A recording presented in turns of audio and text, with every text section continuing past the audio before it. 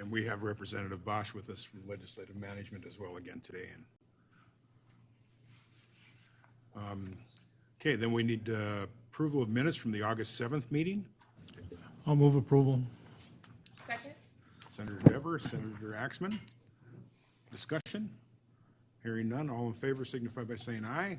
Or do we have to do roll call? All good, right? Okay. Okay.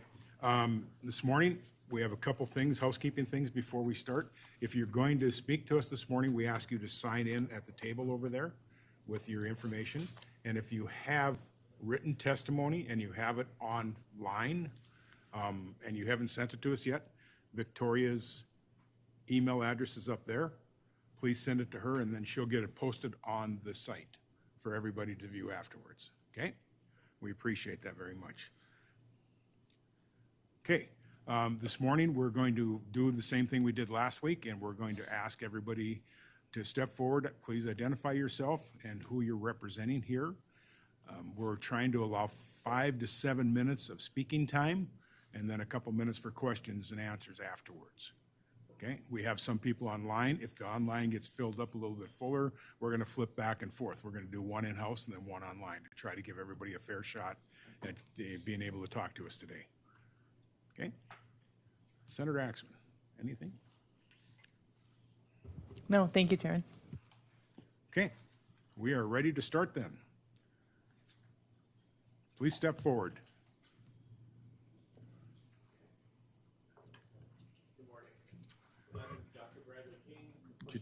Push the button so it lights up there. Oh, there we go. There you go. Thank you, sir. Good morning. I'm Dr. Bradley King. I'm representing myself and just a few people, individuals that I know. I dropped off some written testimony, which she's hopefully going to get distributed with you.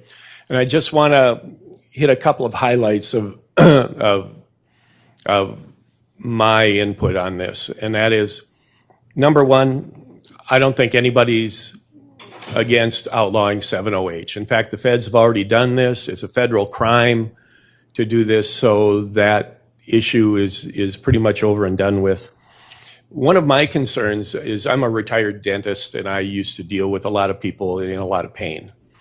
And the federal government is making it more and more difficult for people with chronic pain to get treatment for that. You know, it used to be you could go to your GP and your GP could prescribe you something and put you on maybe some low-dose opioids or something like that to treat your chronic pain, but that doesn't happen anymore. If you come in with chronic pain now you have to go see a specialist. And with the high deductibles, you could end up spending $5,000, $10,000 out of pocket seeing a specialist and getting the medications that you need to treat your chronic pain. And for a lot of people, that's really getting out of reach. And if you even miss one appointment with these specialists, you're kicked, you know, and when you walk in the office, they kind of automatically look at you as being a drug seeker, and they're more concerned about controlling the medication that you get rather than trying to control your pain. And so that's what I see as one of the downsides of outlawing the natural kratom. I did some research online, and I would encourage you guys too, during your recess, if you have time, is just to go on to all the, you know, like the chat GPTs, all the different AI sites. I use Genesis and Chat GPT and specifically asked, is there any records within the past 5 years of, in the United States, not just North Dakota, in the United States, of people overdosing or having reactions to natural kratom? And what I got back from Chat GPT is, for 2021 to through 2025 specifically, there isn't currently trustworthy natural figure proving deaths caused exclusively by natural, unadulterated kratom leaf. I have a daughter who has, for 7 years, has worked at the ER at St. Alexis, and she says she has never seen, in all of that time and all of the horrific stuff that she's seen coming through, never seen somebody with a reaction or an overdose from natural kratom by itself. As far as, one of the things that was brought up is, well, nobody really knows what's in these things. Well, if you go over to natural grocers or you go over to Terry Health Products and you look at all the homeopathic medications that are over that, none of that's regulated either. One of the problems why kratom kratom naturally is being targeted is because it's being sold in convenience stores and gas stations. If it was just being sold at Terry's Health Products, we wouldn't even be having this discussion. So, I just know some people who have gotten off of opioid addictions by using kratom, and they also use it, daily to control their chronic pain. And it's an inexpensive way, at least where you can try to control the pain that you're dealing with day in and day out without having to mortgage your house or without having to, risk something that's more dangerous. Thank you. Any questions? Questions from the committee? Seeing none, thank you, Dr. King. Thank you very much. Further testimony?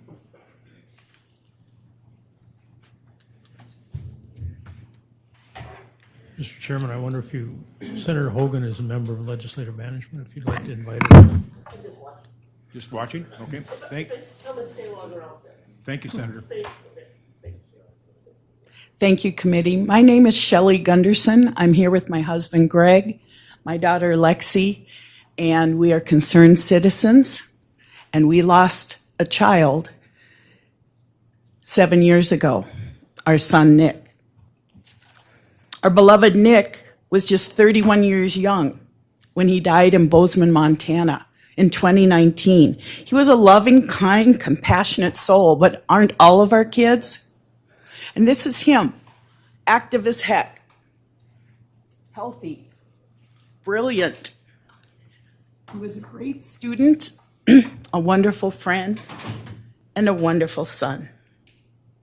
He'd been building homes in Big Sky, Montana for several years after graduating from Montana State Bozeman with a business degree, which he proudly completed in 4 years on the dean's list, despite transferring from UND after his freshman year and chronic snowboarding, as we called it. Unfortunately, injuries, starting with football right here at Century High School, eventually led to surgery and chronic pain for Nick's knee. This, along with self-medicating for anxiety and depression, all contributed to an opioid addiction for Nick. In 2017, he went to rehab for his addiction in Billings, Montana, and spent the next 2 amazing years in recovery. It was such a blessing. Then in 2019, Nick was found in his home by a friend, deceased. The trauma of his sudden death and the confusion of how did this happen led to an autopsy in the state capital of Helena, along with a toxicology report and testing. But we waited 2 months for that final coroner's report, all the time wondering if Nick had relapsed on opioids. The final report stated accidental overdose as cause of death. No opioids were found in his system. But metragenine was, and metragenine is the chemical component of botanical natural kratom. Call it what you want. Regular kratom, original kratom, natural, leaf. That's what I'm talking about. There was no synthetic 7-OH metragenine in his system. It wasn't even available back then. Instead, it was explained that this metragenine came from the kratom plant. Unfortunately, those with substance abuse issues and mental illness who are suffering in pain tend to take and mix substances together. And we all know not to mix meds with alcohol, and yet we do. Nick's body had a moderate amount of alcohol, 0.05, under the legal limit, along with the prescription nerve pain medicine gabapentin, and the metragenine from natural kratom. We were heartbroken and stunned. Nick commented to our family group at that rehab in Billings, that it wasn't going to be hard to stay, that it was going to be harder to stay away from kratom than opioids because it was everywhere. Yet most had never heard of kratom, including the medical personnel and some of the counselors. We learned it was marketed like a dietary supplement, the powdered green leaves encapsulated, but Nick said you could easily make it into tea. How benign, right? There really wasn't much about it. I do remember, though, a former opioid user calling it a lesser of two evils. And the fact that trying to stop kratom caused withdrawals was so alarming. In our grief and faith, we informed all that we could about what we were learning about kratom. It starts out as a stimulant, but at higher doses becomes a depressant.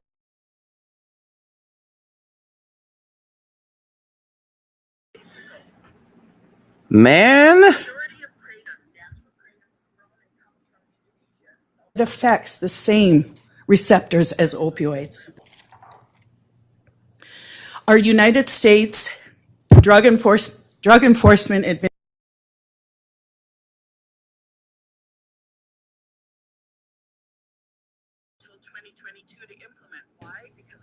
thus making it illegal in our country. However, pro-K lobbyists, pro-kratom lobbyists, this is why I don't like playing it when it's on their website.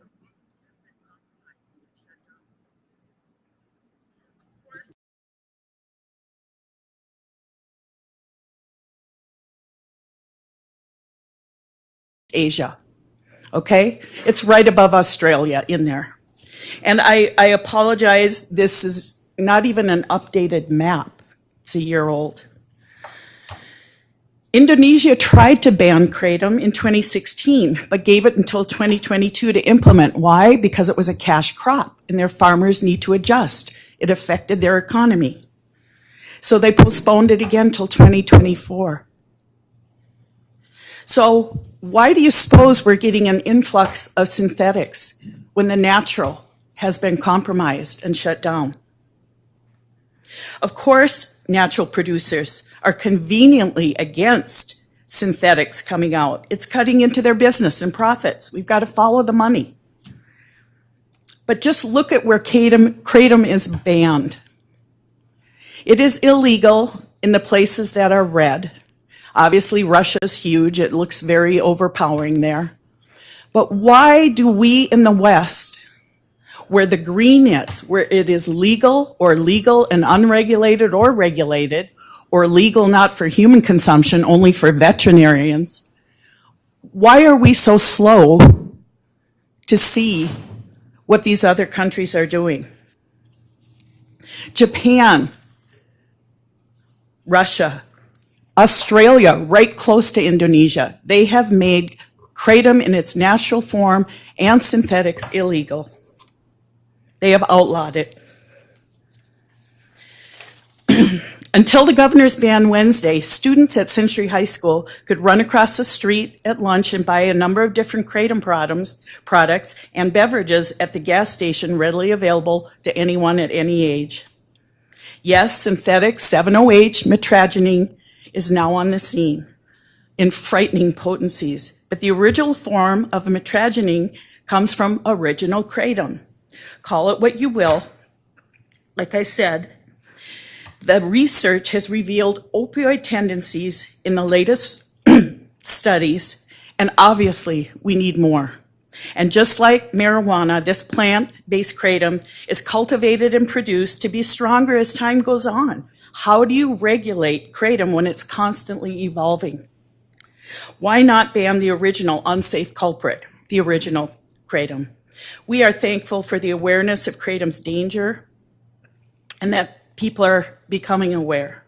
God bless all of you for fighting for lives to be saved. Synthetic 7-OH mitragynine was not around when my son died, but natural kratom was and still is even stronger. It's what Nick used and what contributed to his death. And I'm all for for pain management. There has to be a way for people to realize there are alternatives, because this kratom has been under the radar for too long. Thank you. Thank you, ma'am. Any questions from the committee? Seeing none, thank you very much. Further testimony?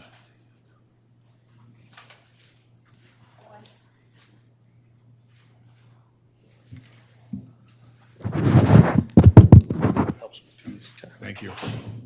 Hey guys, how are you? Most of you guys know who I am. I'm Mo from Mo Smoke Shop, the owner of the most smoke shops in town. Mo, can we get your last name? Oh, sorry, Mohammed Wazwaz.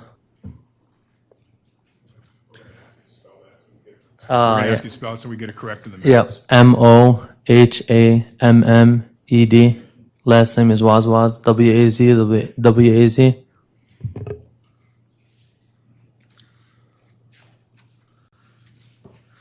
So I am against the kratom ban and the hydroxy ban because I've been since 2020 when I came to Bismarck, I opened my first store in North Bismarck, and I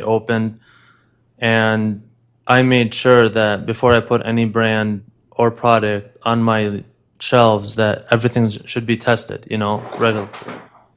So that in effect, if you guys do decide to ban this or whatever, it's going to impact the customers and my sales, as well as people doing other drugs. North Dakota is kind of that town where if they don't have something else to do, they're going to just start experimenting with other drugs, which is fentanyl on the street, heroin, meth, all that kind of stuff. Kratom is just a plant. I know hydrox is a lot stronger dose of kratom. Okay, so it's like 10 times strong, but regarding the plant for the mitragon and all different kinds of strains there is, I can be able to guys give you every single thing that I sell, and then you guys can test it and let me know if you guys see anything wrong with it before it goes back on the shelf or whatever you guys decide. But my main thing is like you guys said, there's as many deaths from kratom, okay? But we all know if you guys mix some different kinds of things with other things, it's obviously it's overdose, whatever you guys want to call it. If you mixed alcohol with anything, my main thing is if you guys do make it illegal here in North Dakota, people are just gonna find another way to get it, or they're gonna experiment heavy drugs on the street. You're gonna have a lot of backlash with people being upset that this stuff is illegal. If you guys wanted to make this illegal, or the federal government, they should have illegalized it a long time ago, make it federal wide. But if you do state by state, like for example, my brother's in South Dakota, and so the governor was looking into it, and they banned hydroxy, but they kept kratom on the shelf. So kratom level and hydroxy level is a whole different game compared to different strength. It's like 150 times stronger, but the regular kratom is all safe. There's nothing wrong with it. I have a lot of people, my customers use it, that they got off opiates and other heavy drugs to make them feel normal, And I wish that you guys do not look into this further. And if you guys do want more testing and lab results or whatever you need from me, I'm willing to give you guys everything that I sell so you guys can retest everything and make sure you guys are happy with the results. One more thing, if it's illegal in North Dakota and you guys do decide on September 2nd, people are just going to buy it from a different state, and you guys will be missing on tax dollars and sales tax or whatever. They're just going to get it from somewhere else. So it's not really, you guys are not really solving a problem banning it in one state. They're just going to go over to a different state and get it. Anybody has any questions for Mo? Questions from the committee? Senator Axman. Thanks, Chair Heinrich. Thank you, Mr. Wazwaz. Do all the products have a warning label about the dangers of mixing it with alcohol? Yes, everything that I have, it'll tell you exactly, do not mix it with anything else. Whatever it is. Alcohol, opiates, anything like that. You can't mix anything with anything, There's a reason they keep it by itself, But all my stuff is lab tested, and I have lab results. So whenever if you guys ever want to see it, let me know. But a lot of moms and people, like sports people and stuff, they come to my store to buy the kratom, and basically I lost half the sales because the kratom is gone, and a lot of people are upset. They're pissed off, and they're just buying it online now. You know. But yeah, you cannot mix it with anything else. You know. I'll give you another example, off topic a little bit. How many deaths in North Dakota from drink and driving? I don't drink, but how many deaths happen in drink and driving in the state of North Dakota, for example? Does anybody know the answer to that question? A lot. But we don't ban alcohol. It's the same thing. Anybody can die from anything. So how about the people that are drinking, driving, and killing people on the street that has their regular victims, regular day like me and you? How many deaths come to North Dakota and they kill people for drinking, driving, and it's all accidents? It's the same exact thing. You guys are not banning alcohol, even though you guys are bringing so much sales, millions and millions of dollars of sales every single year. You know, so my main concern is, guys, kratom does not harm anybody, okay? If I had my customers here, they're obviously at work, they would tell you that they buy this every single day, you know, for them to function every single day.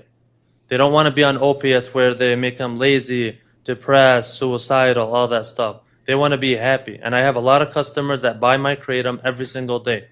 And if you want, I can show you guys sales of my kratom sales. What it benefits them, and it benefits them for the long term, that it's not going to hurt them. It doesn't make you do any crazy stuff. It doesn't make you do anything that's out of the ordinary. It's not like weed. It has nothing to do with weed or alcohol or anything, you know? Anybody else have any questions about this topic, kratom or anything? Sorry, ma'am, no, No question. Okay. it's committee-only questions, sorry. Representative, or Senator Dever. Thank you, Mr. Chairman. Mo, I'm curious, first, if you offer the full range of kratom products, Yes, sir. and then if, would kratom by itself be economically viable for you to market without the other products? Yes, sir, Senator. So when we took it off the shelf on August 7th, I lost half my sales in all my stores in North Dakota. I lost over 200,000 in sales, just those three, just by doing the math on everything. And I can show you guys sales reports and stuff like that of kratom before and after the ban. What did you do with the excess inventory? I'm gonna get rid of it. I still have it on the side. I still have it on the side, Senator. I can sell it in Montana too. I have stores in Montana. But nothing has been sold after August 7th. You're welcome. Anybody else has any questions for me? Further questions? Seeing none? Thank you. Thank you. I appreciate you guys. Thank you.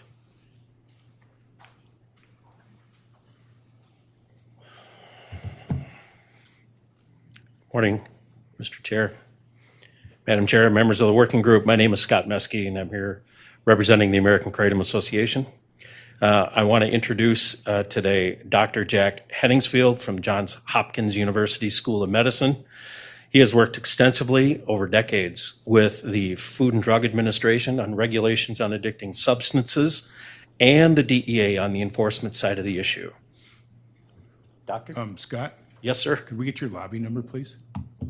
The American Kratom Association. Your lobby number from the state. Oh, 270. Sorry. Thank you. I didn't see that on the sign-in sheet, but. Yeah.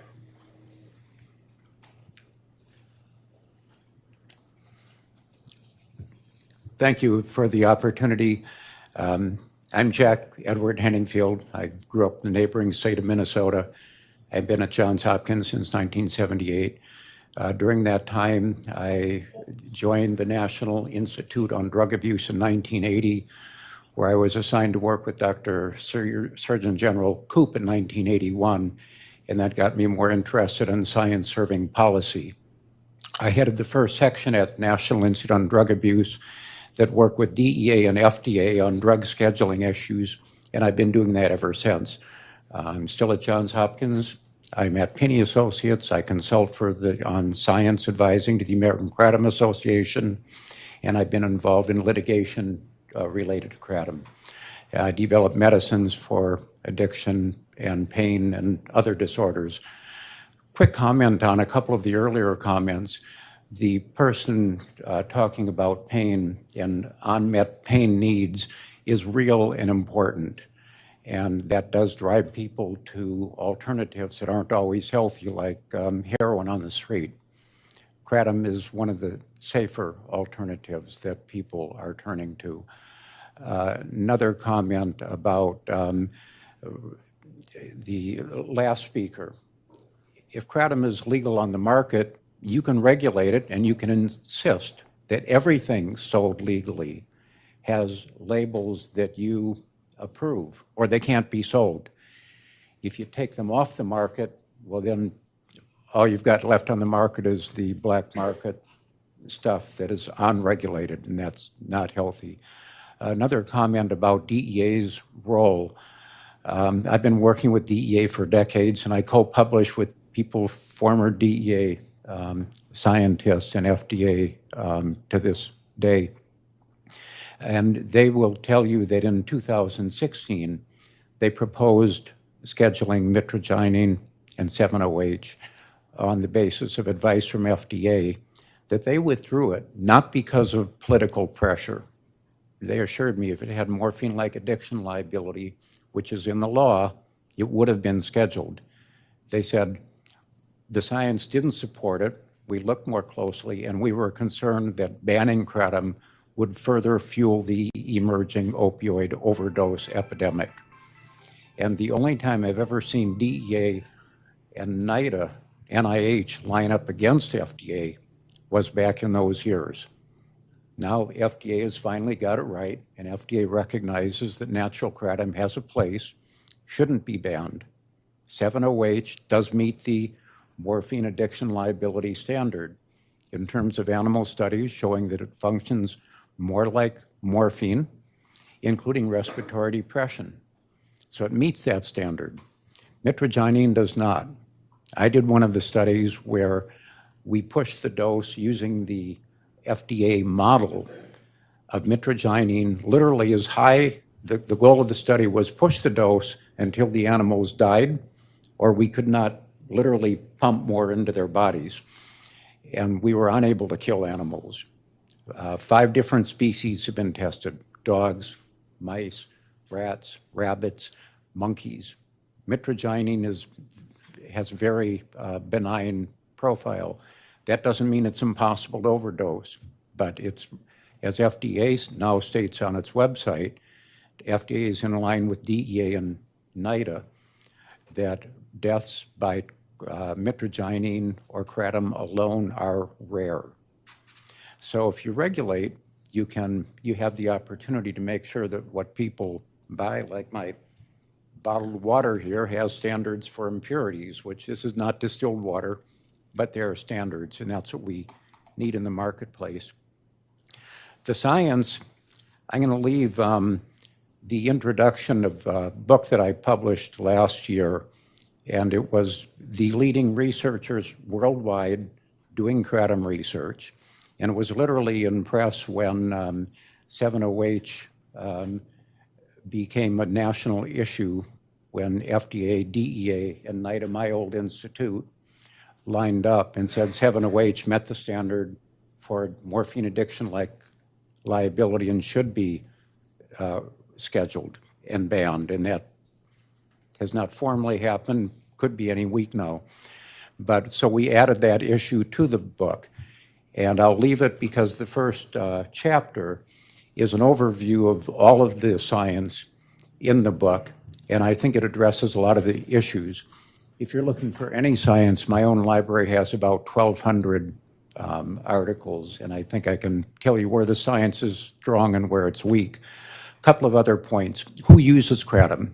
Well, if you look around the room, the surveys show that kratom users across America look a lot like the people in this room. Natural kratom is not mainly a youth issue. It's mainly a middle-aged issue, 20s to 30s, 50s, 60s, and up. Why are people using A lot of people use it as their daily pick-me-up in place of coffee or in addition to coffee, or for pain. Veterans are an issue that I'm closely involved in, and I advise committees in the U.S. Congress that deal with veterans issues.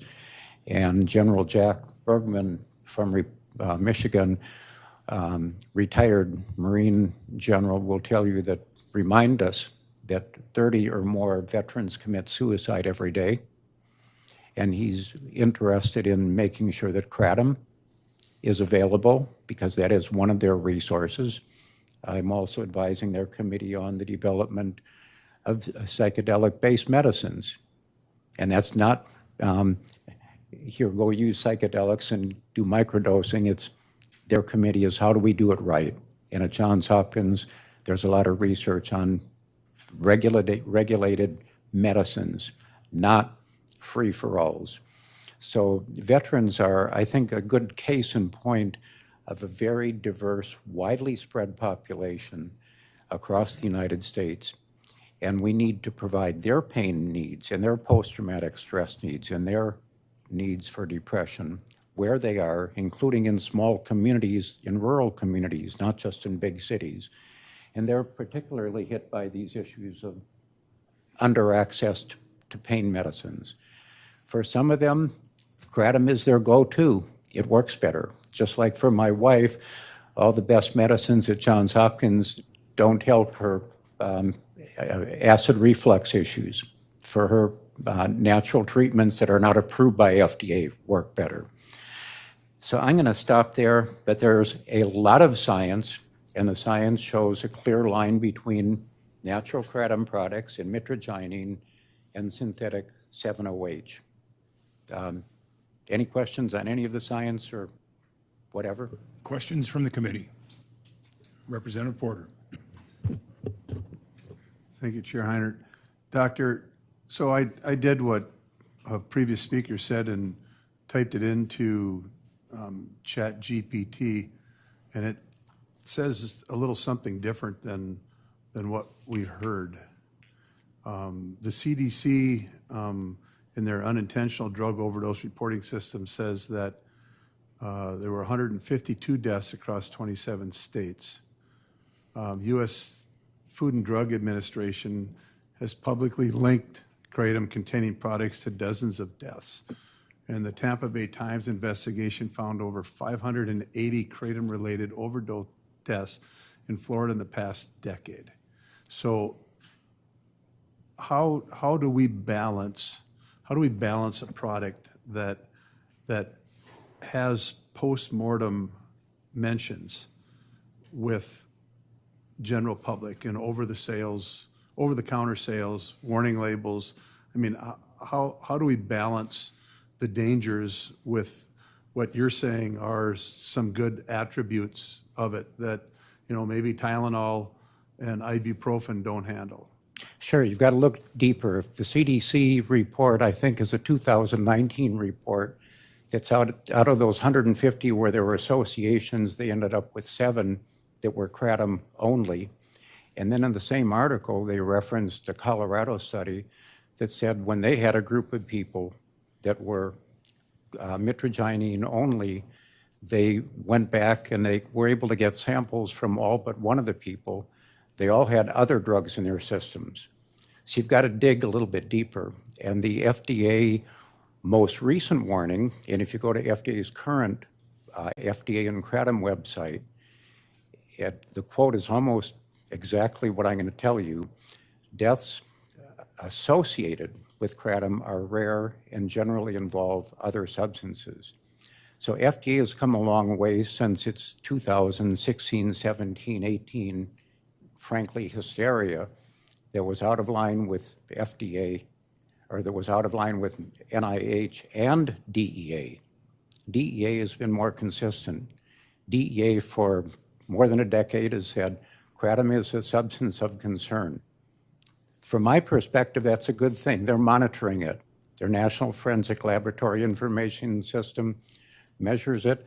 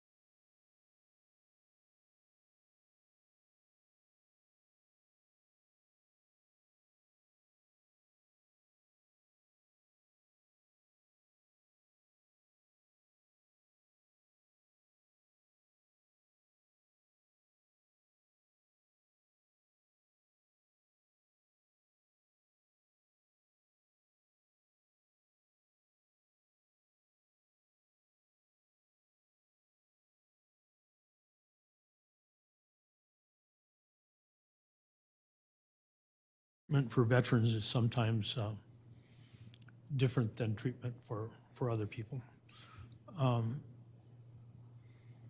It sounds to me like nobody's defending the synthetics or the alkaloids,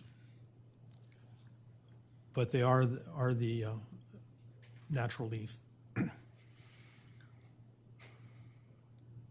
I don't know if that would be what your suggestion would be, but if it is the natural leaf, then should it be allowed to a narrow population that experiences a benefit from it, or just the general population? And maybe another question, how does it compare to marijuana? How does it compare to marijuana? And the people in North Dakota voted to allow medical marijuana and have voted more than once to not allow recreational marijuana. It's, I did some of the earliest studies on marijuana at the National Institute on Drug Abuse, including we made brownies in our laboratory and tested all the different products. There are a lot of differences.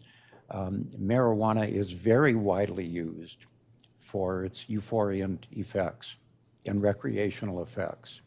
Now, it's also used for, quote, self-therapy, and a good reading material that probably nerds like me read is the 200-page HHS rationale as to why marijuana should be made a Schedule III substance. But the vast majority of kratom use is by adults, middle-aged, for pain, depression, mood. And what surprised me when I was first looking at it 15 years ago, just about, why was post-traumatic stress and fibromyalgia and things like that popping up? Well, fibro is a pain, insomnia, depression, and kratom provides benefits on all of those dimensions. And by benefits, it doesn't mean it's FDA approved. It's not. It can't be. It's a dietary supplement. But marijuana is in a different basket, and marijuana is most widely used still as a recreational substance. Kratom is the main youth use is not kratom products. It's, I think, increasing these masquerading products that are, I mean, they are marketed in crazy ways. I am going to say one thing. You or somebody said not many people are, nobody's defending 7-OH, et cetera. Mm-hmm. In my comment, providing a full 8-factor analysis of 7-OH, I agreed with DEA. 7-OH meets the statutory criteria for morphine-like addiction liability. 3 criteria for an opioid. You're born an opioid, botanically, you're chemically similar, or you're morphine-like addiction liability. Mitragynine doesn't meet the criteria, the DEA or the law or whatever. 7-OH does. But in my analysis, I recommended that DEA be flexible in its enforcement approach, because there are people using 7-OH to stay off of opioids. And we said just the way DEA has been flexible in enforcing marijuana laws for consumers, give those people a break, give them time to transition to other things. The prohibition is very dicey and should not be used unless it really, really has to be used. Mr. Chairman, You may continue. I received a question by email from another legislator. Would it be appropriate for me to ask that? We're cutting into other people's time, but go ahead. Okay. Can I come closer? And when I read it, you're going to know which legislator. A lot of data points to high kratom levels in deceased individuals. Some data suggests that mitragynine undergoes metabolism by the liver to 7-hydroxymiter, which would make this finding significant. Based upon your background, in your opinion, is one metabolized in humans to the 7? Yes, it does. And FDA and DEA addressed this issue in their own analyses. And FDA, and I'm going to paraphrase, you can read their Federal Register announcements, or you can read my own, it just went online a couple of days ago, analysis, which is more detailed. In brief, they said, we are aware that there are small, low levels, I believe FDA used the word small, of 7-OH in natural kratom products. They're very small. It's actually not natural in the freshly harvested leaf, but enzymatic interactions can result over time in low levels. Also, in the body, mitragynine is metabolized to 7-OH. That process we have now known since the first key studies in 2016 and 17. That process in itself does not cause serious adverse effects. So in other words, the 7-OH that is appearing naturally in the body as a metabolite of mitragynine is not the problem. And people that have been, NMS Laboratories, which has a huge database with some people going up to 4,000, 5,000, 6,000 nanograms per ml of mitragynine, they had to have had pretty high levels of 7-OH without death. So yes, 7-OH is a metabolite, but when the problem, as FDA and DEA and NIDA, my old institute, point out very specifically, the problem is these highly concentrated forms of 7-OH that are ingested. That's just a mountain of difference. That's a whole world of difference from what your body produces as a metabolite. Thank you. And Mr. Chairman, can I just ask that your contact information be provided for continuing? Yes, I'm really conversation? easy to find on the internet, and I'll leave these. And if you have any question, if you're looking for any science, I'll do what I've done with FDA commissioners for years. I'll send you the science, or I'll tell you where the science is on thin ice, like a good Minnesotan, and where we don't know and where it's being researched. But NIDA, my old institute, is putting tens of millions of dollars into kratom research because it's important and because a lot of the metabolites look like they might be useful medicines of the future.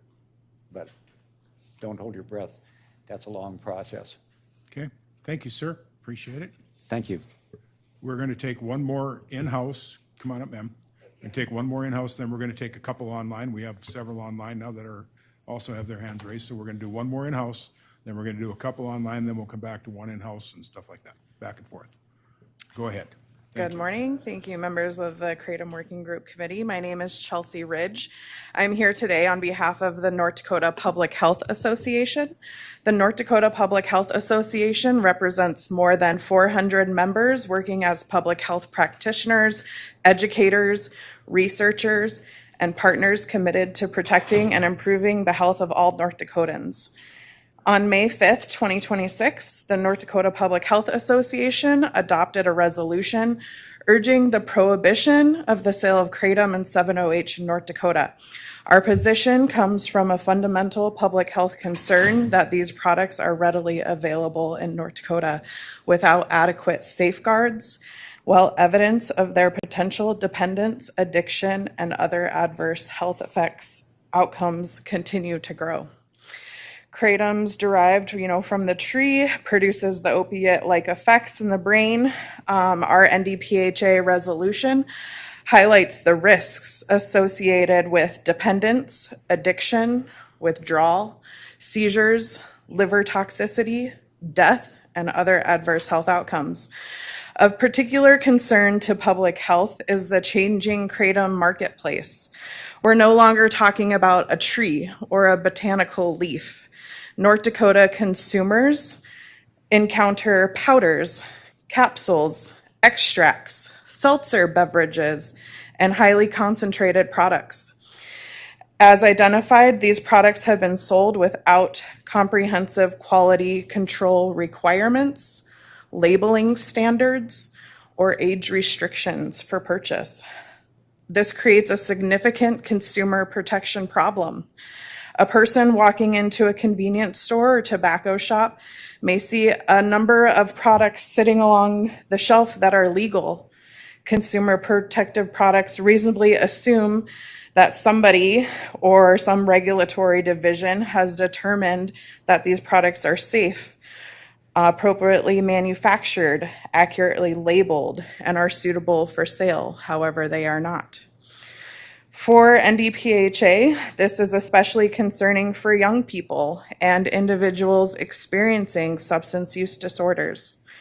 Our resolution specifically recognizes the importance of educating these populations about the risk of kratom use.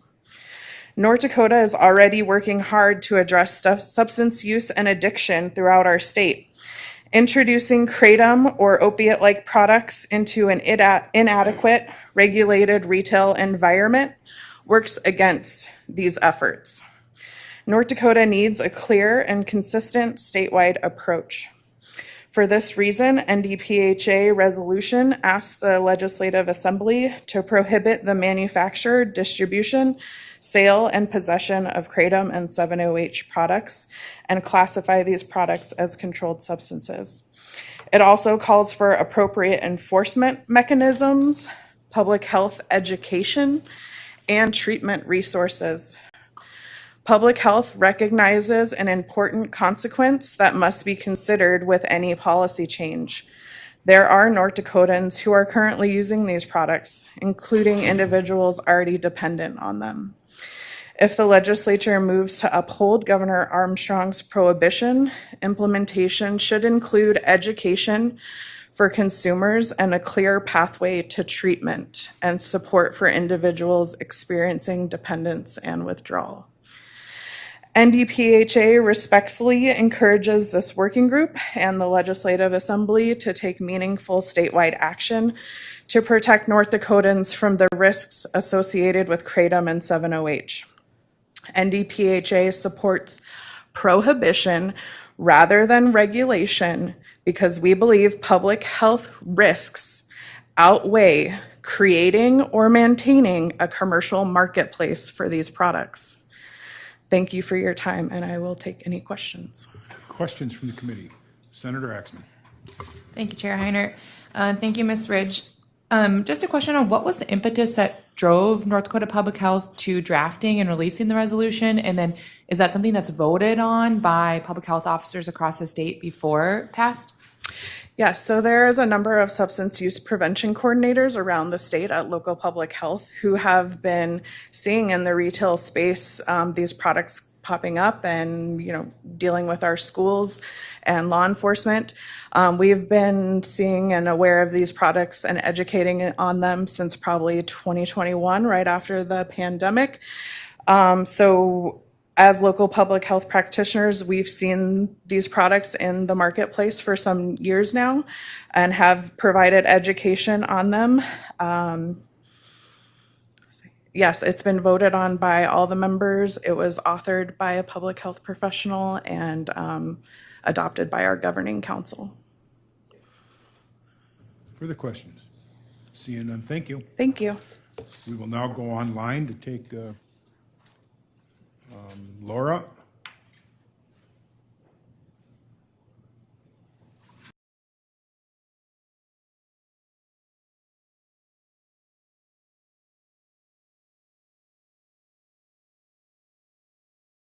Good morning, committee members.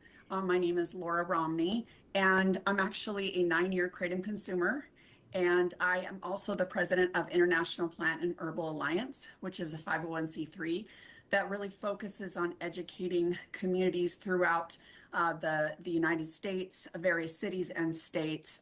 Actually, I was even able to educate Ray, North Dakota, which was pretty exciting a couple of weeks ago.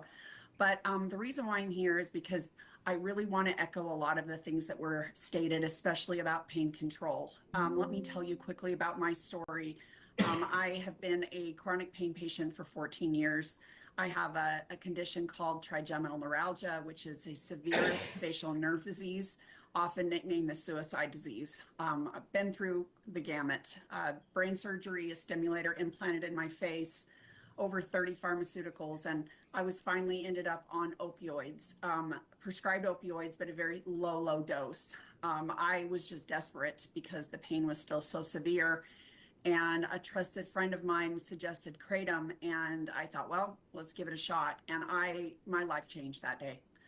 That was 9 years ago, and I quickly was able to discontinue all opioids and all other medications. Actually, I'm only taking kratom for pain relief. It is not a complete cure. I still have really bad days, and I still deal with pain every day, but it absolutely has saved my life, and I'm not alone. There are a lot of individuals out there just like me that will be absolutely abandoned. Like the first gentleman said, people just cannot access pain medication anymore. It's just a real problem, and it's so difficult for us as pain patients, even those with anxiety and issues of PTSD, sit back and see governments making these critical decisions that impact our lives, and they just don't understand what it really does. A lot of times we're just too sick to show up at a hearing. We don't know about it. And, I really stand up for people like me who really do depend on the natural leaf. I've never taken 7-OH, nor will I ever take 7-OH.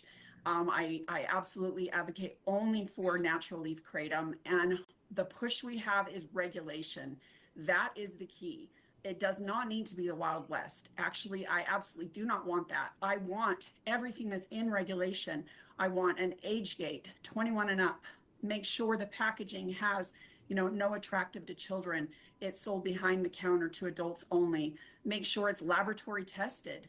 So that way people can know that what they're taking has not, doesn't have heavy metals and things like that.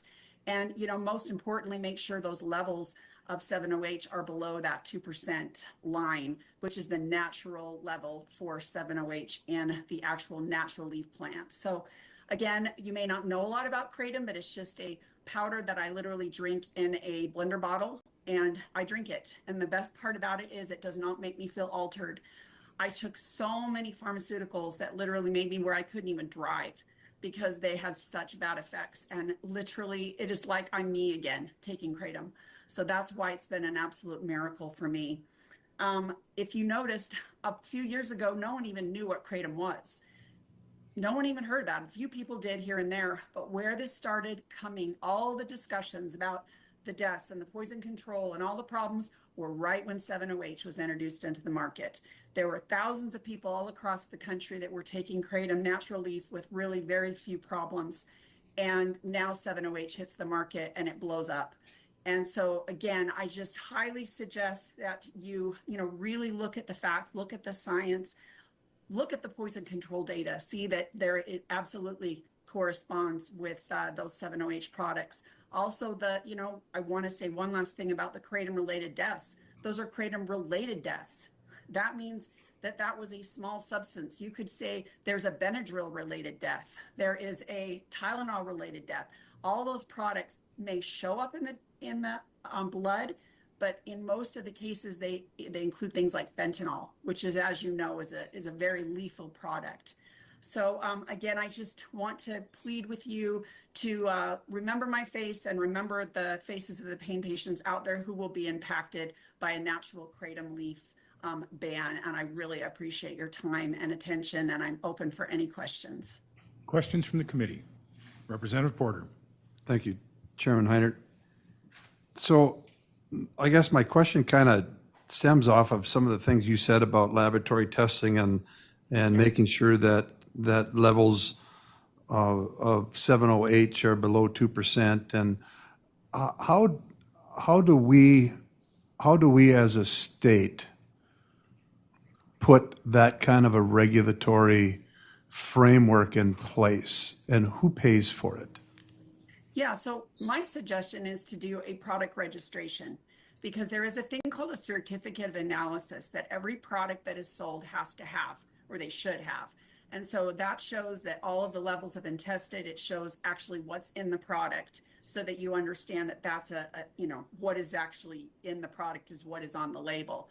And so if you were to actually, create some system where you had product registration fees and things to try to kind of pay for some of that, the great thing is once the individual who is the vendor or the retailer has proven, hey, this is what I want to sell, you see the COA, and say, yes, this is a safe product. And then you say, great, that checks off all the boxes and that goes on our list, our registration list. So that way all the inspectors can go in and say, oh, check, check, check, check. Yep, those products all qualify because they have been analyzed and they are allowed to be in there. So that's, I think, the best way to do it, because then you've shown that, you know, these are tested products and you have reined in those, you know, the Wild West and focused on those certain products that pass. May I continue? You may continue. Thank you.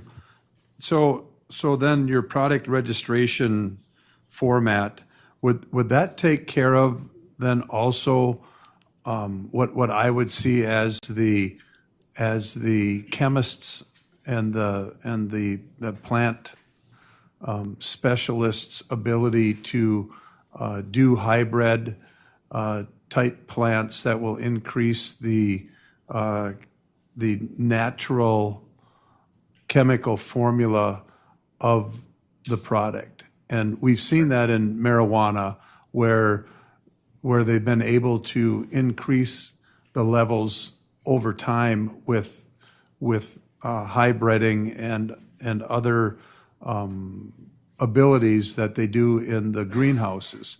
Are we going to see a greenhouse effect for this product? Very good question. And we already see, you know, excuse me, people out there that are trying to create the next thing up, you know, now that 7-OH is going to be banned. So my suggestion is put in your law that you ban all synthetic derivatives. There you go. Because all you're doing is natural leaf, the natural quantities, and if you have any synthetic derivatives, it's gone. So Mr. Chairman, and I understand that, but I guess I'm wondering what happens when the agronomist is able to increase the percentages in the plant as a natural leaf. Is there, I see. To alter. how do we stop the hybriding of the natural leaf? Because that's going to be the next game that's going to happen. Well, it is just a tree that's grown, and I know it does vary a little bit depending on, you know, where the tree is growing, like the time it's harvesting, and, you know, the various areas. So it can fluctuate a little bit in how much 7-OH and things are in and those different alkaloids. And by the way, I was at a symposium. It was really fascinating to see all the different alkaloids and the different areas where it was grown, how, you know, different alkaloids actually have higher values. So there are some differences, but realize it is a plant. It's a tree that's grown in Indonesia. And I don't foresee like the Indonesians coming up with a hybrid at this point where, you know, they're altering, they're almost, you know, genetically altering those trees. It's a very vibrant industry over there. And again, as long as you consistently keep it with the actual tree and the leaf, then I think you're good. But that's a good question. I mean, who knows what the future is going to bring, but I don't see that. I see more of the chemical lab. I see the lab altered things. So them, you know, again, taking a synthetic derivative and creating a mess. And so again, make sure you have that synthetic derivative and absolutely require those COAs. Then you can get rid of any products that don't pass muster. Mr. Chairman, and You may continue. just one last little question. Sure. Just to your knowledge then, is there any kratom plants or trees that you know of that are being grown or harvested out of a greenhouse type setting? Honestly, the only places in the United States that are grown is typically there's some in Florida and some in Hawaii because it's a very tropical, they're really difficult plants to grow. So no, it's not something, gosh, I certainly would kill it, but there's not very many people that could actually grow that. But, you know, in a sense, you probably could. They're large trees as well. They're very large trees. And so it would be a little bit tricky to be able to grow it, but I'm sure a very skilled greenhouse person may be able to do it, but that's not going to be, you know, definitely not in North Dakota. Let's put it that way. Further questions? Seeing none, thank you. Thank you. Appreciate your time. Next on the online, we're doing two online. sorry. And then we will come back to in-house. Next online. Misty, are you out there?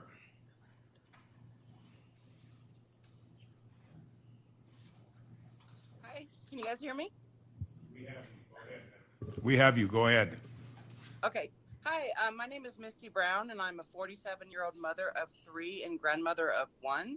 I actually testified last year at the state legislature remotely when my granddaughter was born. She was literally born like 10, 15 minutes before it was my time to testify. I survived active addiction. From 2008 to 2019, I was an active addict to FDA-approved pain pills, benzos, and muscle relaxers.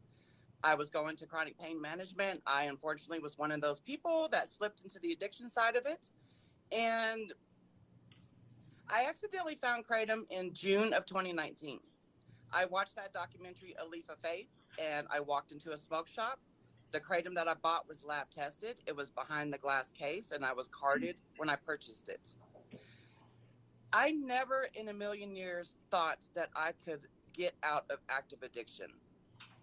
I was not looking for recovery when I found it at all. I was just looking for something to help mitigate my withdrawals that I was going through. And here I am, over 7 years later. I haven't been back to pain management in over 7 years. Kratom helps tremendously with my chronic pain, anxiety, and depression. And there's thousands of people that follow me on social media that have no idea that hearings like these take place, which is why you see me in my little social media corner of happiness right here where I advocate. My grandmother lives in North Dakota. The fact that you guys banned it, and are possibly trying to enforce a ban, I won't be able to take my grandbaby to go see her. I don't know why it's going to make me tear up, but she's my only surviving grandmother. And I just wanted to come on here and say that never in a million years could I ever say that I'm a recovered addict, but for accidentally finding Kratom in June of 2019. I didn't go the Suboxone route. I didn't go the methadone route. I didn't go to AA, NA meetings or anything like that. I was able to recover from my active addiction at home with my kids. And the other thing that I want to say is that, yes, 7-OH and its derivatives are there. We're waiting any day now for the DEA to announce, that's going to be a Schedule I drug.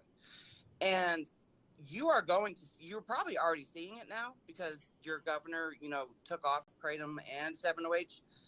There's going to be an influx of people going through withdrawals, especially with this 7-OH and its derivatives ban going into effect. And the people that follow me on social media that got tricked into believing that 7-OH was Kratom, natural Kratom is what has been saving them from those withdrawals. So if you have the power to enforce, to ban and enforce, you have the power to regulate and enforce. So thank you for allowing me this opportunity to speak. Thank you, ma'am. Questions from the committee? Seeing none, we will then come back in-house for our next.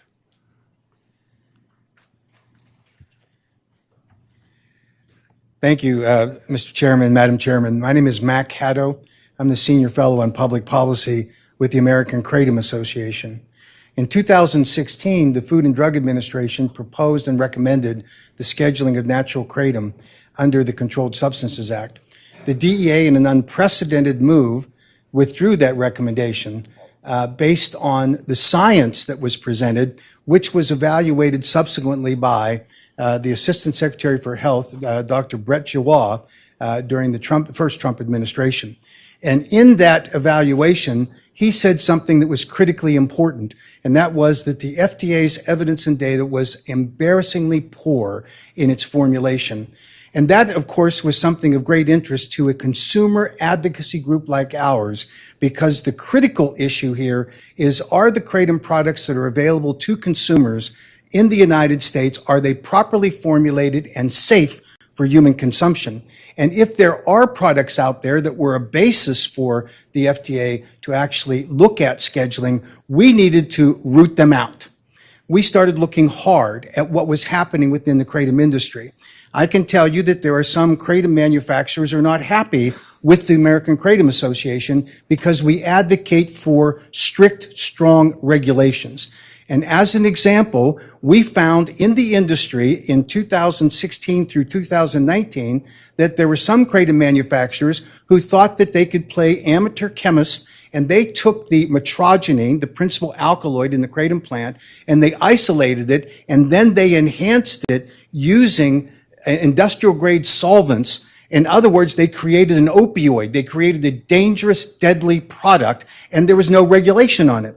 In 2019, we advocated for now what is called the Kratom Consumer Protection Act. It has been enacted in various forms across the United States in 21 states. Two important product formulation limitations that we saw in 2019 based on the activities of kratom manufacturers in the United States. First was this interest in 7-OH, to take a naturally occurring trace amount of 7-OH and enhancing it. We saw the individual manufacturers talking about doing that. But more importantly, again in 2019, we found that there were kratom manufacturers who were taking that isolating metrogenine using industrial food grade solvents to create dangerous products. And I think when a medical examiner evaluated those deaths that had metrogenine associated with them, they didn't know that they were deliberately enhanced, these isolated and very dangerous products, because they used these powerful solvents. Our recommendation, and it's been enacted in other states, is that you, one, cannot have a level of 7-OH that's greater than 2% of the overall fraction of the plant. That's reflected in the DEA analysis and the FDA analysis in the current recommendation. But secondly, we recommend that you cannot use for the extraction of any metrogenine or kratom extract industrial solvents. You have to use FDA-approved food-grade solvents. And what does that mean? When you go to a Starbucks and you buy a Grand Latte coffee, you are buying an extracted coffee product that uses food-grade solvents approved by the FDA.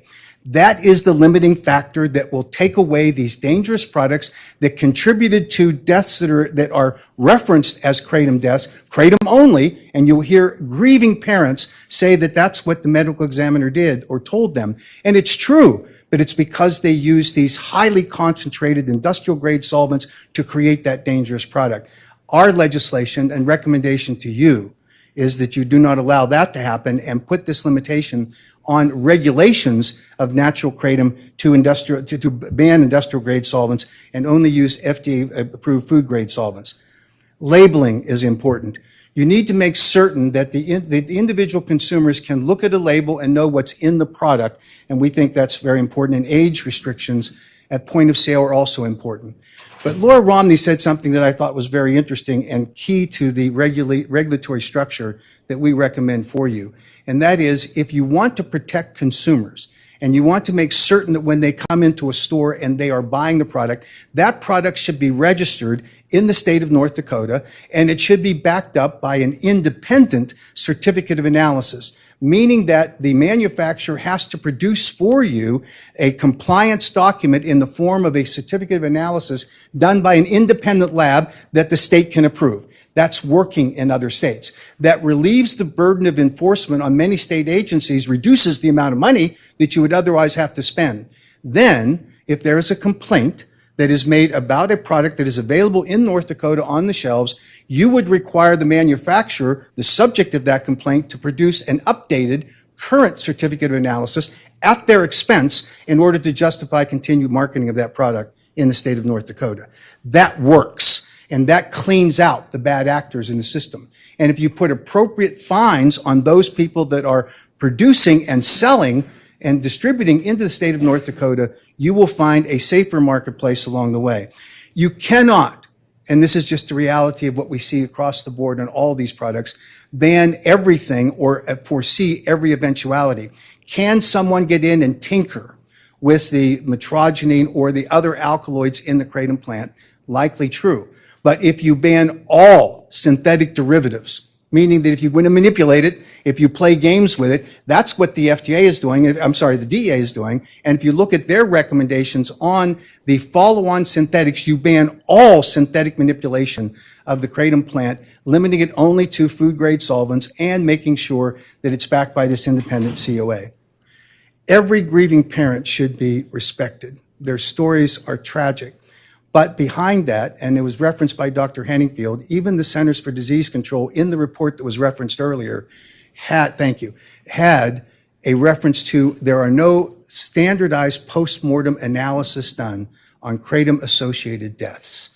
That needs to happen to make sure that the medical examiners and coroners are looking for the right things, that they're testing it adequately. And when the CDC found for kratom-only deaths, they were able to evaluate and identify those products that were actually what the FDA, HHS, and DA all say, and NIDA, kratom deaths are rare, but when they do occur, it's because of adulterated products or underlying health conditions, of course. Those adulterated products are responsible for those deaths and safety reports that you've heard. Thank you for this opportunity, Mr. Chairman, Madam Chairman. Glad to answer any questions anyone might have. Questions from the committee? Representative Porter. Thank you. Chair Heinert. I did not catch your name. I'm sorry, Mac Haddow, Haddow. Thank you. Mr. Haddow, in the Kratom Protection Act, are all the things that you listed in your presentation a part of that model act? They are. With the exception that I didn't mention, but we invite that you impose an excise tax or an increased sales tax on kratom products to fund enforcement actions by the state. We don't believe that the citizens of North Dakota should be burdened with an enforcement budget because of a kratom product. We think that should be the burden of the manufacturers and of the consumers. Okay. So, and that act has passed in how many states? 21 states in various forms. Some not as comprehensive as we would like because of legislators like to have their view on things that are overlaid into this. No. As a former legislator, I can tell you I understand exactly how that works. But also, there are enforcement issues even where the Kratom Consumer Protection Acts have passed because there isn't sufficient funding, which is why we now advocate for excise tax or increased sales taxes. You could have a registration fee on the manufacturer to cover the initial registration, so the processing administratively, and you could also cover some testing. But we think that if you identify a potential violative product, it should be the burden of that manufacturer to produce an updated COA for you at their expense. Can you make that act available to the committee? I will do so this afternoon. I'll circulate it. If I think I have a list. Our lobbyist, Scott, will have to make sure he gets it. We'll circulate it, absolutely. Thank you. Further questions? Seeing none, thank you. Thank you. We will go online for the next testimony.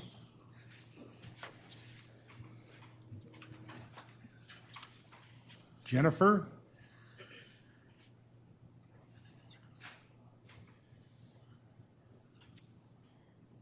Jennifer, are you there? Yes, can you hear me? We have you. Thank you so much. My name is Jennifer Gillis, and although I live in Tennessee, I did feel pressed to speak to you all today. On July 1st of this year, natural kratom became illegal in the state of Tennessee. This negatively impacted not just my life, but many other people's lives. 20 years ago, I was diagnosed with transverse myelitis and became a lifelong chronic pain patient. For many years, I relied on prescription medications to manage that chronic pain, until through no fault of my own, that option was taken away. After years of struggling to find relief, I discovered Holy Kratom in 2019, and it gave me a second chance at life. It's given me the chance to do things that my chronic pain held me back from doing.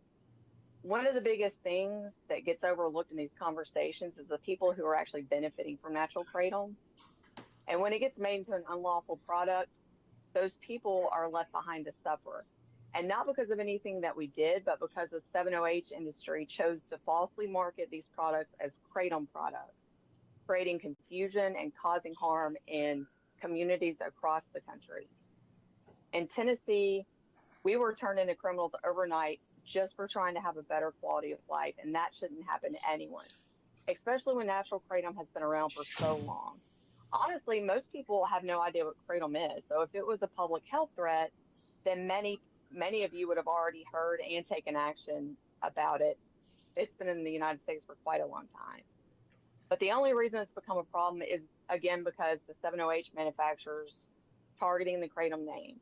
It's been devastating in communities, and it's people like me and so many other people that are having to pay for it. Most people don't pay attention to legislative matters and have no idea this is taking place. So I appreciate your time and let me speak today. I just wanted to be the voice for just the regular moms who can run errands, the grandmas who can play with their grandkids, the everyday people in communities all across North Dakota who aren't here to share their voices today because our voices do matter. I hope you'll consider my story when voting for the people of North Dakota. Make the decision to keep kratom legal with enforcing sensible regulations. Thank you so much. Thank you, ma'am. Internal, we will go one from the audience.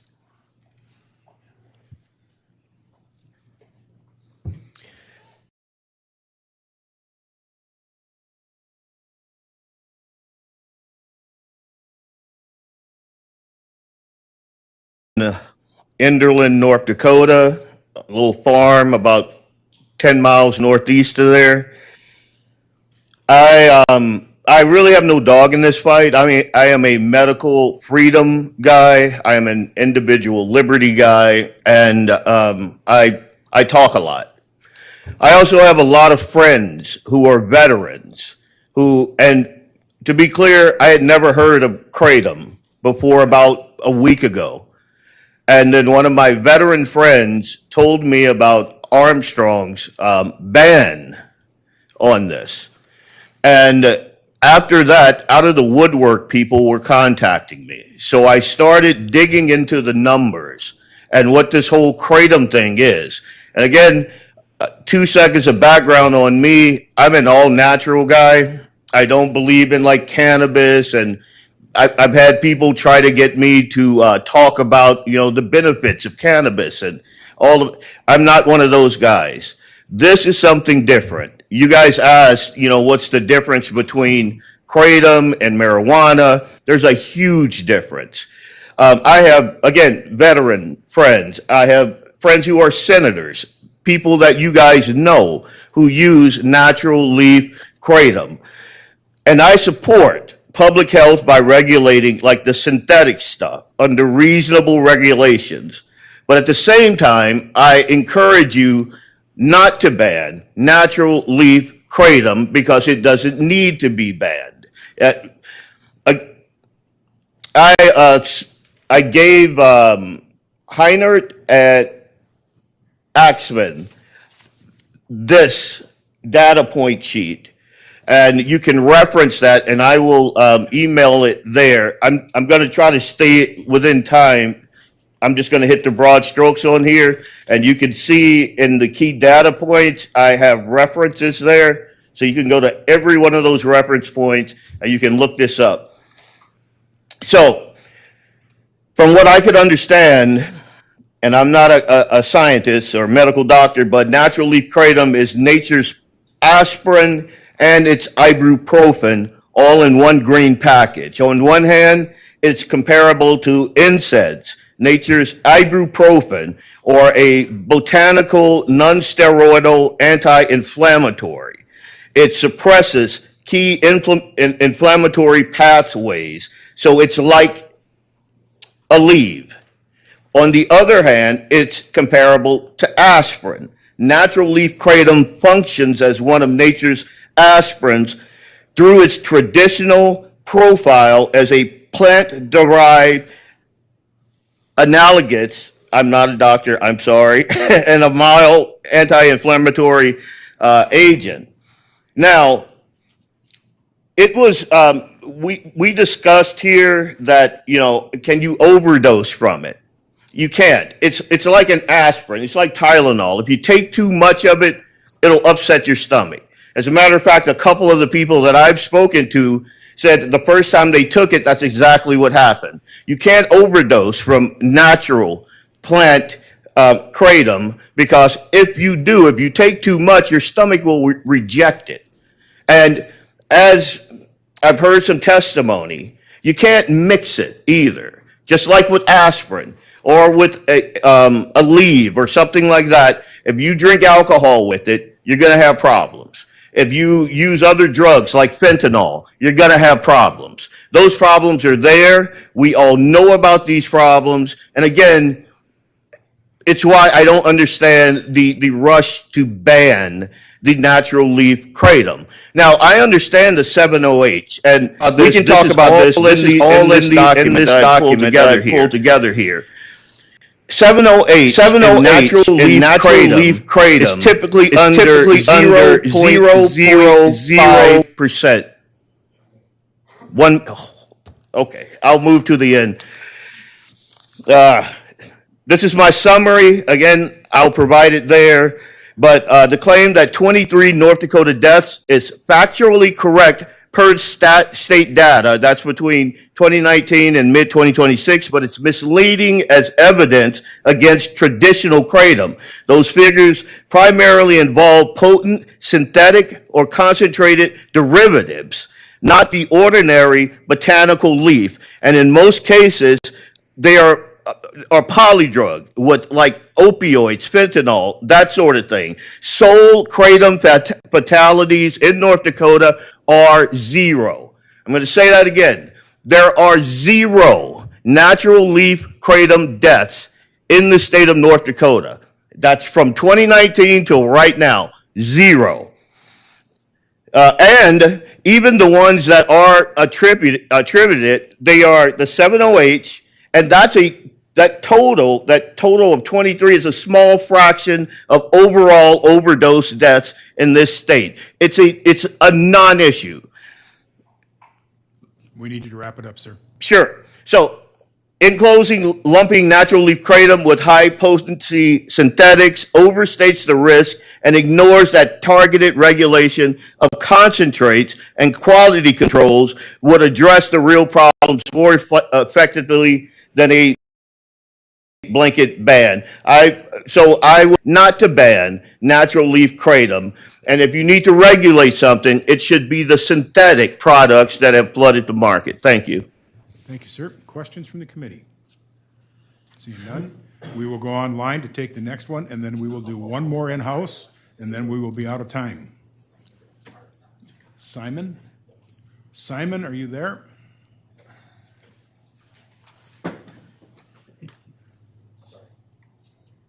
There we go. Can you hear me? We got you. Please keep your comments to something new, please. We're right down to the last few minutes here. Absolutely. Thank you. Yeah, my name is Simon Burrell. I've been taking kratom for 2.5-ish years. I suffer from PTSD, anxiety, and depression, all brought on from my time in service. I'm not going to claim I was some war hero, but it sucks. I've been put on a myriad of drugs, specifically antipsychotics, which for the longest time, my doctors refused to admit I had reactions to. And once I got off of that, I was put on the medical marijuana program, which is fine, except I have a wife and 2 kids. And I need to be able to be a functioning member of society, and I can't do that if I'm stoned. When I take kratom, I take it 3 times a day alongside the pills that I've been prescribed with significant oversight from my doctor. And as this was being banned, I was actually getting off of clonazepam or Klonopin, benzodiazepine, and using it as a means of managing my withdrawals. As soon as the ban was enacted and I had to get rid of what I had, within 2 to 3 days, I had to get back on the same dose of pills because I physically could not take, and this isn't like, this is a prescribed dose of benzodiazepines. My wife also, this is another story here, is a couple of years ago, we had a miscarriage, and it happened to be on the 1st of January.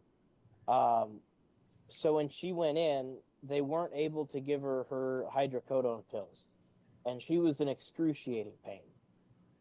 I gave her the barest minimum dose of natural leaf kratom. And it helped her for the rest of the 2 days that she couldn't get her hydrocodone. I have tried the 7OH products completely without knowing that that's what they were.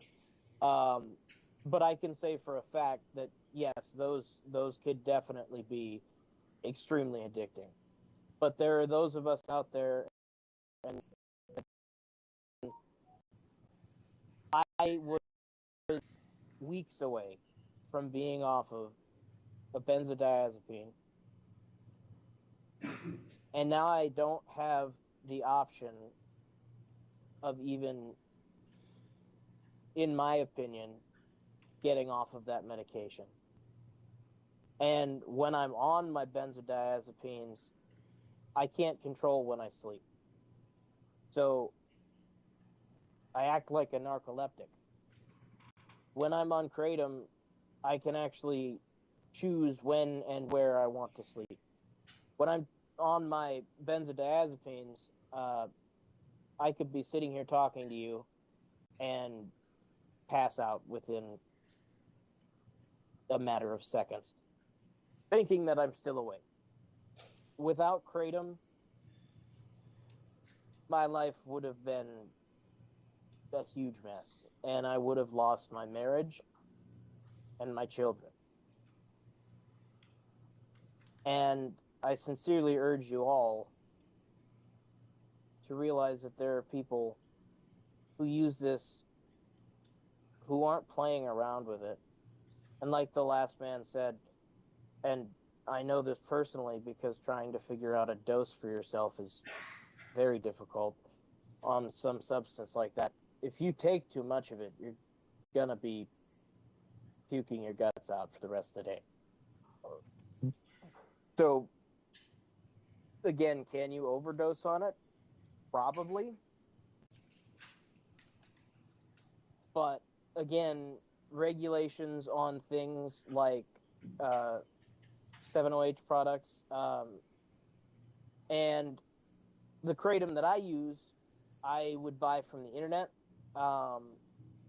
And, again, these were third-party tested products that I knew I could trust to use.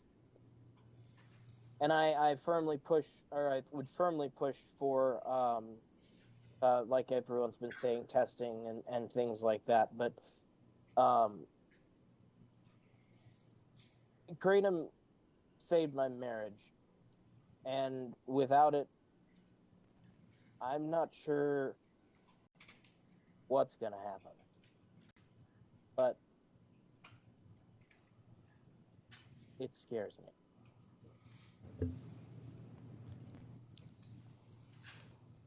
That's all I have. Thank you, sir. Appreciate it. Any questions from the committee? Mr. Chairman, Senator- I would just ask, given the special consideration for veterans, and I assume that you're receiving care through the VA?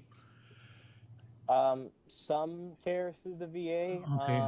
Working on changing a discharge due to a violent outburst of another member of my platoon,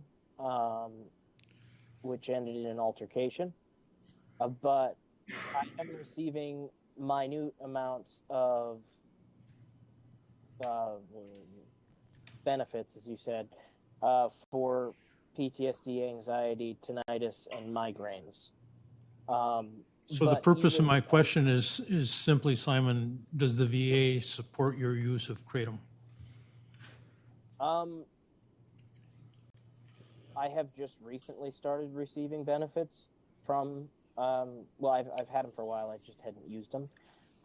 But the therapists that I have worked with and the people that I've spoke with the VA have been very receptive of the use of something other than a pharmaceutical, something like kratom.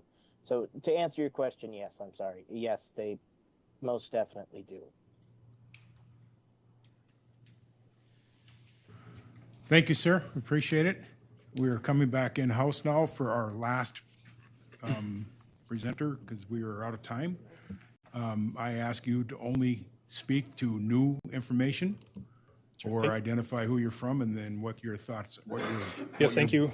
Chairman Heinert, Chairman Axman, members of the Kratom Working Group. My name is Alex Kelsch. I represent the Global Kratom Coalition, and I'm here to introduce Allison Smith, who will speak on these topics. My lobbyist number, if you need that, is 971. Thank you. Ms. Smith, you have about 2 minutes because we have to be back at 12:30. I'll keep it brief. Thank you for the opportunity to speak. As Alex said, I am here with the Global Kratom Coalition. I want to start by affirming that the governor and the attorney general are right to be concerned. The proliferation of concentrated synthetic 7-OH products is a very clear danger to the residents and public safety of North Dakota. This has obviously been established throughout the previous conversations that have been stated, so I'll try and skip through most of this. But we were here back in 2025 advocating and asking for education and regulation that was implemented. And again, we advocate for a distinction between these two products. It is in the interest of the 7-OH manufacturers to confuse and conflate both regulators and consumers. And nothing is more evident of this than during the AG's own press conference when he displayed 3 separate products and said, this is kratom, it's addictive, it's going to ruin your life. But those were concentrated 7-OH products. He did not display a single traditional kratom product. Your own attorney general was a victim of these predatory marketing practices. Fortunately, the DEA on July 6th of this year announced its intent to classify synthetic 7-OH and other synthetic derivatives to avoid this whack-a-mole game that people like to play with manufacturing these substances. And it follows the distinction that the DEA and the HHS has made. Why does this matter? Because natural kratom has been consumed safely for centuries throughout Southeast Asia and has been around since the 1970s in the United States. The leaf didn't suddenly change in 2026. The market did. And these fraudulent products have been proliferating since 2023. They are 100 to 1,000 times more potent. They lack the fiber, they lack the antioxidants, and the broad alkaloid profile that is contained in natural kratom leaf. I'll finish up soon. When we look at the poison center data, we actually see that change. In 2021, there was 1 call. In 2022, there was 1 call. In 2023, there was 5. In 2024, there was 7. And then in 2025, there were 22. And this spike deserves attention. And it raises the important question of what changed. So natural kratom has been available for decades. I think it's pretty reasonable to believe that this dramatic growth came from the proliferation of the 7-OH market. And this isn't just in North Dakota. This is nationwide. National poison center calls remained roughly to 1,100, 1,500 calls per year from 2018 to 2024. And then in 2025, jumps to 3,400. And that's as 7-OH products reach scale. I'm not dismissing those poison control calls, but it means we need to address what changed. And we need to keep the numbers in perspective. During the same period as the 36 calls that happened in North Dakota relating to kratom, cosmetics and personal care products received 1,601 calls. The state's leading category exposures generated 12,833 calls.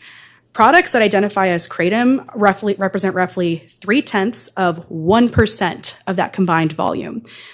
I'm not here to tell you that natural kratom is risk-free. No product is. You can hurt yourself on water. I can hurt myself on the Celsius that I'm drinking. But we need to express caution and look at the data. And the same goes for fatalities when mitragynine is present. The presence of it in a toxicology report does not equate to causation. But as we discussed that earlier. So my request is very straightforward. Target concentrated synthetic 7-OH aggressively. Keep it out of the hands of North Dakotans and follow the lead of the federal government and the numerous NIDA and FDA research studies that have been conducted. I'll yield back my time and answer any questions, if any. Questions from the committee? Seeing none, thank you. Thank you. Thank you for keeping it short. We will break then for lunch, and we will return at 12:30 for our afternoon sessions. I am sorry for those of you who wanted to speak, but you may still turn in any written testimony you wish to do so.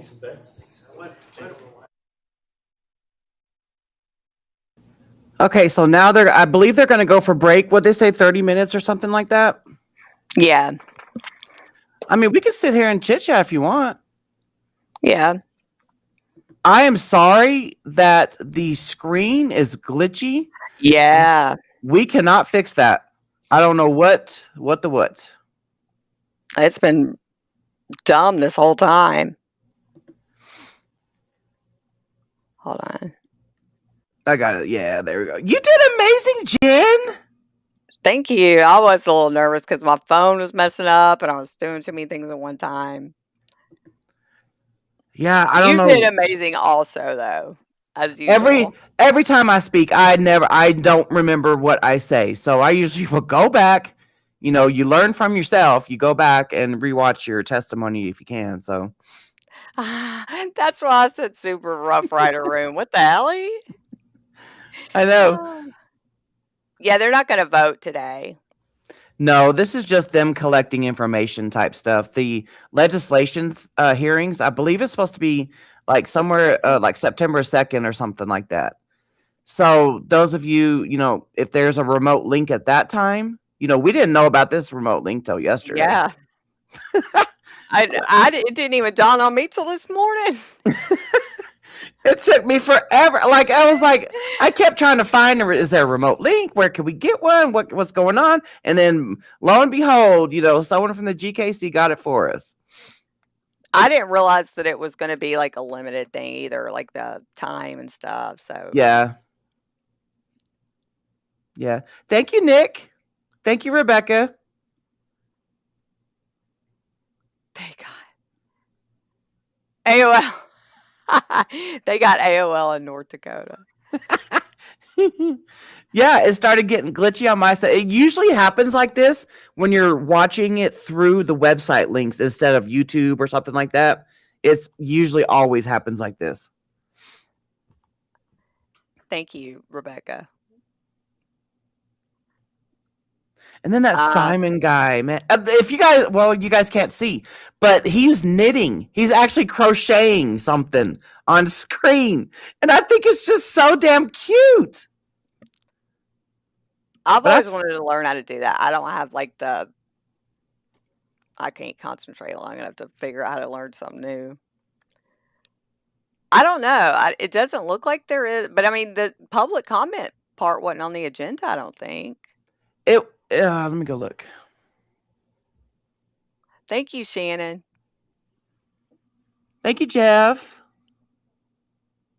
And Kathleen. Yeah. Are you looking up? Yeah, I'm getting Trying to get caught up on the comments. Where'd I go?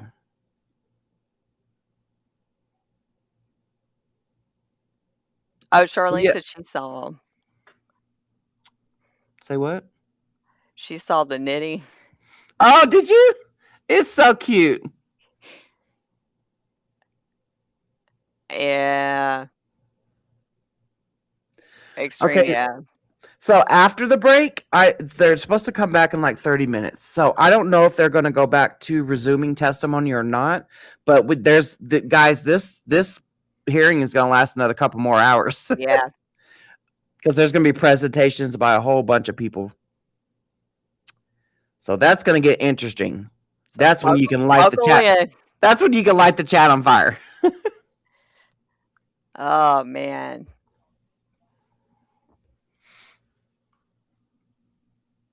Yeah, and you know what, Mike? She was not initially dead set on a ban. Nope. Somewhere along the way, she flipped, you know, and just like I say this all the time, it's like you could tell when they're being, I don't know, maybe being coached by somebody, but I don't know. Possibly. Who knows? Yeah, this is gonna, you know what? I need to go to the bathroom. Do you want to put on music while we go to the bathroom or something? Yeah. We'll put on the, I made this little thing. Hold on. It's so cute too. So that, you know, if people come and we're not on screen. Okay. We're going to put on some music, bathroom break, and we'll be back. Yeah, we'll be back.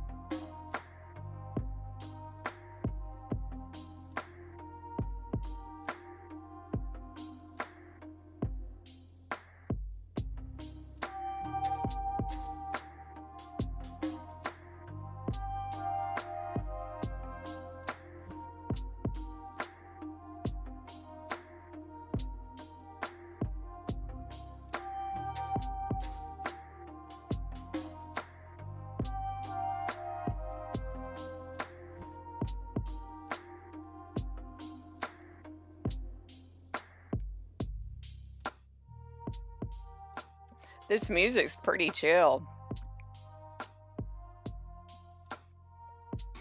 Oh my God, yes, it is. I just had to get a snack also. Look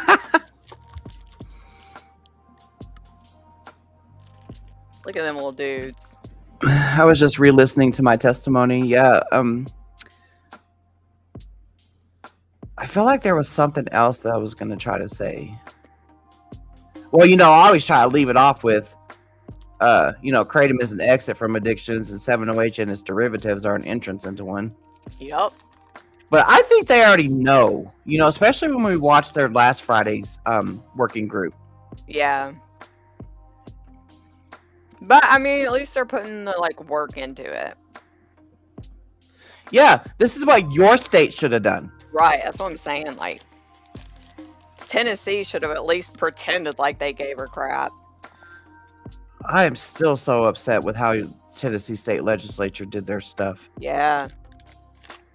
Downright dirty. It was definitely that, you scratch my back, I'll scratch your back type of crap that went down. It's there was 3 factors, I feel like, that really just made it happen. All the planets aligned, but that was the main one. Yeah. You help me get this bill through, I'll help you get a bill through, buddies. Yup. Oh, dude, super. Yeah, one thing worth mentioning is how horrible the taste is. I think so. Oh. There's been somebody that said it tasted like grass or something in one of the testimonies. I can't remember who it was. Yeah, they did, huh? Lick the bottom of a lawnmower.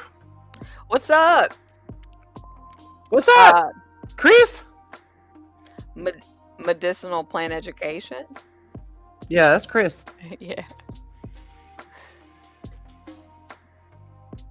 Yeah, what I said in my earlier comment, you don't see 7-OHers, and I don't know how many times we got to say that with all the locality hearings that we attend. You don't see 7-OHers in there trying to defend their product. Yeah, like I said in my other comment, cosplaying, being a kratom advocate is just straight up embarrassing. Yeah. Stop it. It's gross. Stop it. I don't know, man.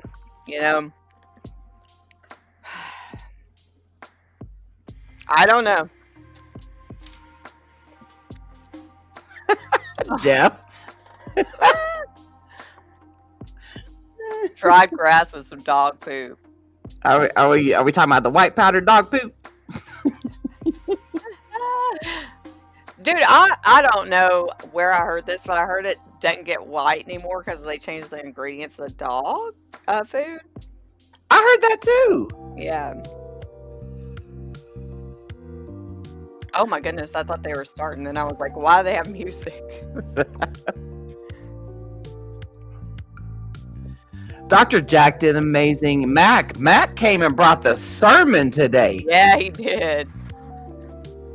And people don't realize that Dr. Jack is hard of hearing. I guess he wears old school hearing aids or something like that. He doesn't want to upgrade them. I don't know, something like that. But he is hard of hearing.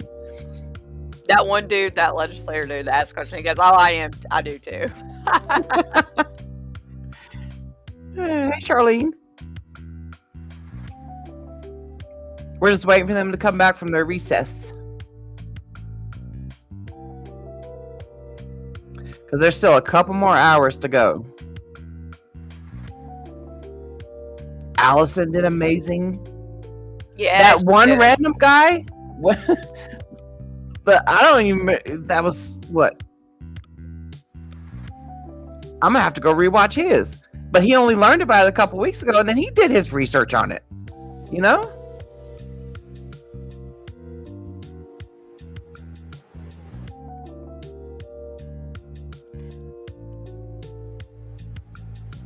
Dude, I was trying to find, I can't remember what this comment said, man.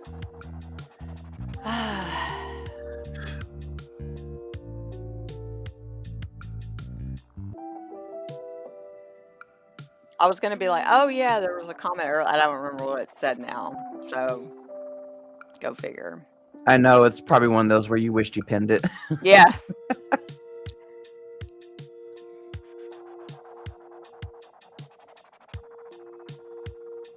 Oh, well, I'll probably think of it later. Yeah, it's crazy how they'll say, "Oh, well, I think that the 708ers just like to bitch and moan." Oh, I know what it was. Super said he's worried it might not get scheduled. It definitely will. It's just in time. Yeah. 7OH and its derivatives, yeah. Yeah. It's not if, it's when. Yeah.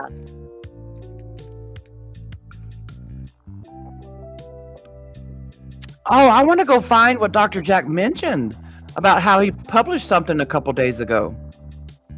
I want to find out what it was. Yeah, that whole thing with him talking about trying to hybrid the leaves or the plants and stuff, and it's like, dude, that's not how that works. Like, No. I get what he was saying, but I mean, Laura answered him perfect. She did. But it's like, if they was going to do that, they would have done that centuries ago, brother. Like trying to crossbreed. You can't crossbreed kratom. I mean, you crossbreed, marijuana plants. And I still think about this, like how when Spice and K2 was popular and all that stuff. And it's like, I wish I could talk to a cannabis advocate that was around during that time and just question them, like, how far back did that set your trying to, legislate cannabis? Because I don't, I remember like the whole K2 Spice thing, but I don't know, know exactly what happened. Yeah. Because that's what 7OH has done to us. It set us back. Oh, yeah. And then Years. It set us back years. Yeah. And all the progress that the kratom advocates, did prior to us coming on scene, it's wiped away. Yep. I've always said thank you for those that kept kratom legal so that I could find it in 2019. But I'm trying to keep it legal so someone else can accidentally find it. But 7OH came in and bum rushed it, and set us back so many years. It's sad. It's really sad. Tennessee, Louisiana, Kansas, Connecticut, they wouldn't have banned. I'm sure that they wouldn't have banned kratom. Well, Tennessee might be a different story because, like I said, that was just a weird. Well, and who knows? I mean, you think about it, because I thought about this, obviously, many nights when I couldn't sleep, but it's like, how many people went to 7-0 in Tennessee? Yeah. And just quit advocating? It's like, it's like the sucker of all things, So it's like, how many people, because I know a lot of people, even from 2016, that helped save the leaf have went to the 7OH side. Yeah. I don't know. I think that it definitely, that's one of the three factors was, 7OH being around in Tennessee and not being regulated, not being enforced. Mm-hmm. Yeah, I do too, Mike. I think it might take some time, but. That's what I'm saying. It set us back years because I have no doubt that we probably would have been up to like 25 KCPA states now. We would have had half the country. Oh, definitely. Yeah. I mean, we were on good track for the federal KCPA until 7OH came into play. Yeah, we were. And it's like, boop, all that's gone. And it's like, it blows my mind.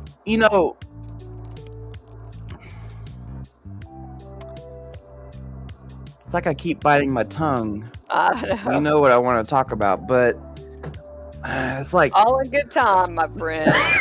Yeah.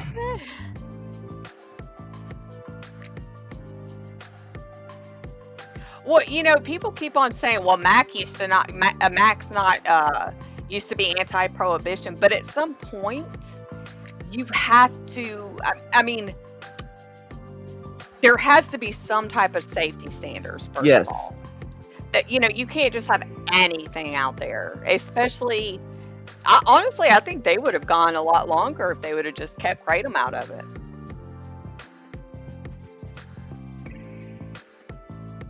Oh, really, Jeff?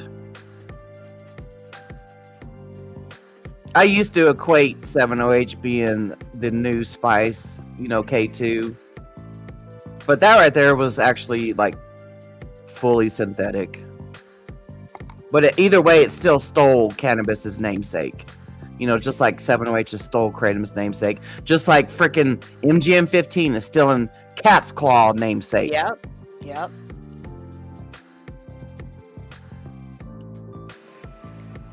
I mean, yeah, they're going to keep on coming out with different stuff. As long as they don't throw kratom under the bus, I don't give a shit. Same. And I mean, I'm sorry. Like, my thing is too. It's like, I think so. I think so, Kathleen. Yep, Kathleen. For sure. Yep. I believe so. It's like, and my thing is too, it's like when you believe in something and you truly are advocating for it, you stand up for it. You don't just throw it under the bus or only stand up when it's convenient or when it doesn't hurt other people's feelings. And I'm sorry, I'll stand up for kratom every day. Yep, kratom and kratom only. I don't care how many haters I've attracted, from me being vocal about being against 708. I'm not against the people. And I'm tired of people putting that shit in my fucking mouth. Ain't nobody said nothing about the people. I think they might be coming back. Hold on.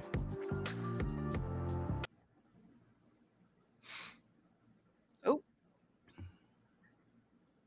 Presentation from Miss Charlene. Can you hear it? Yes. From the State Crime Lab.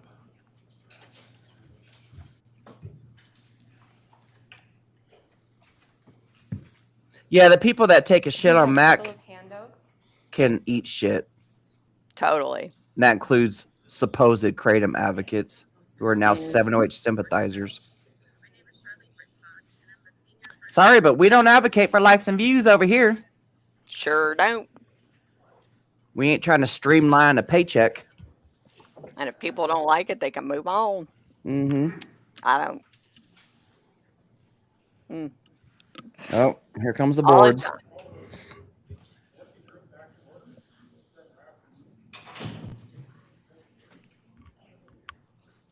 Comes the visuals. Yeah, Mike. Good afternoon, working group. My name is Charlene Rittenbach, and I'm a senior forensic scientist with the North Dakota Office of Attorney General, Crime Laboratory Division. I'm the technical leader for the forensic chemistry unit that includes the analysis of seized drugs and materials. I've been analyzing seized drugs for over 20 years and remember becoming familiar with kratom early in my career. It was a substance we were trained on and only encountered occasionally, but it is not what it is today. The kratom industry has rapidly changed and grown in the last several years.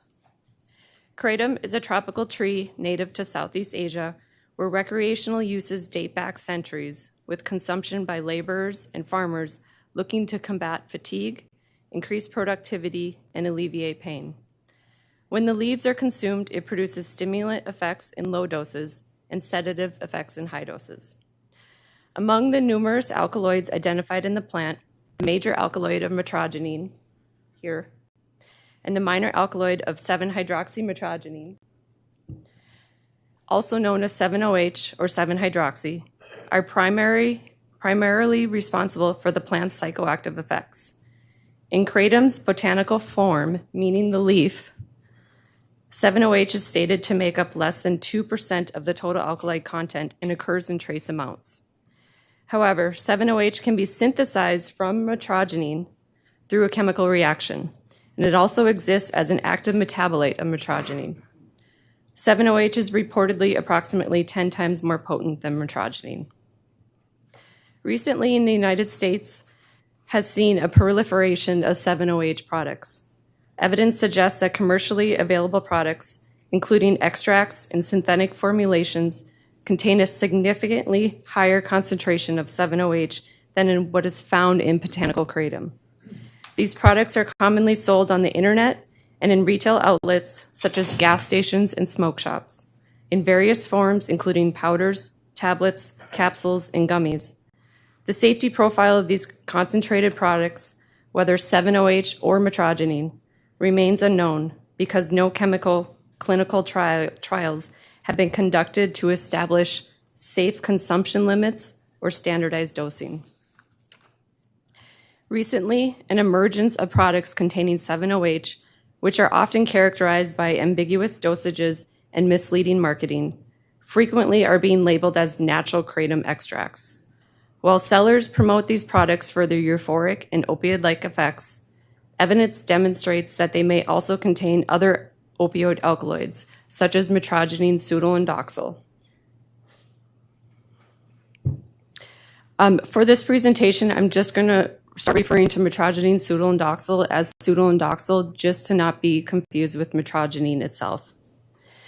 So pseudo and doxil is reportedly much more potent than 7-OH itself. Products containing pseudo and doxil is something that the crime lab has observed firsthand through the analysis of 7-OH products, as most were labeled to contain 7-OH, but also contained pseudo and doxil as well as metrogene itself, and both were not listed on the label. Besides 7-OH products, there are also a variety of infused metrogene products available that concentrate and elevate the primary active alkaloid of metrogene into alternative consumer formats that can include liquid extracts, tinctures, gummies, soft gels, capsules, enhanced powders, and infused beverages. The concentration of metrogene in the infused or enhanced products can vary widely. Although often labeled as natural kratom, these products usually are more concentrated than botanical kratom, have greater effects, and have the possibility to be adulterated with other substances. Since these products have been legal, submissions to the crime laboratory involving kratom or kratom products have been minimal since they were not a controlled substance. Since 2023, there have been 6 cases where metrogene was identified. In looking into each of those cases, 3 out of the 6 indicated some sort of overdose or suspicious death. In 2024, there was a case that was listed as a suspicious death where approximately 270 grams of ground botanical kratom and metrogene was identified. In 2025, there was a case that was labeled as an overdose poisoning that contained tablets, and those tablets also contained 7-OH and the pseudo and doxil as well as metrogene. And in 2026, there was one case listed as an overdose where kratom capsules such as this were submitted and metrogene was identified. During the governor's recent press conference, Attorney General Wrigley announced that he went into his smoke shop and purchased products firsthand. The crime lab analyzed these and determined that all 3 products purchased were inaccurately labeled as to what the contents were present in each product. Each product contained 7-OH as it was labeled, but it also contained metrogene and the more potent derivative of pseudo and doxil. This was consistent with various other products that the crime lab has qualitatively analyzed and highlights the concern of accurate labeling. These combinations, coupled with a lack of regulatory oversight, pose significant safety risks to consumers by exposing them to high doses of opioids. These products sold as unregulatory dietary supplements pose significant health risks as essential information regarding their purity, identity, and long-term safety remain unknown. There are currently no labeling requirements regarding these products. Some of the common warning language on the products themselves that we've encountered for both kratom and 7-OH products are that they're not intended for daily use, to not take this product every day, do not exceed the recommended servings. Kratom and its derivatives may be habit-forming.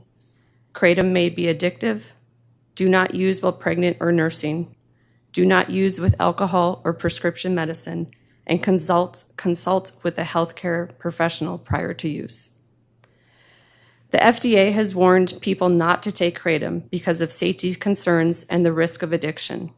The sale of kratom is not approved by the FDA, meaning that the FDA has not determined kratom to be safe or effective, has not inspected products to make sure that they contain the ingredients that they're supposed to, has not determined the concentration of the active ingredients is accurate and has not determined if the product is contaminated.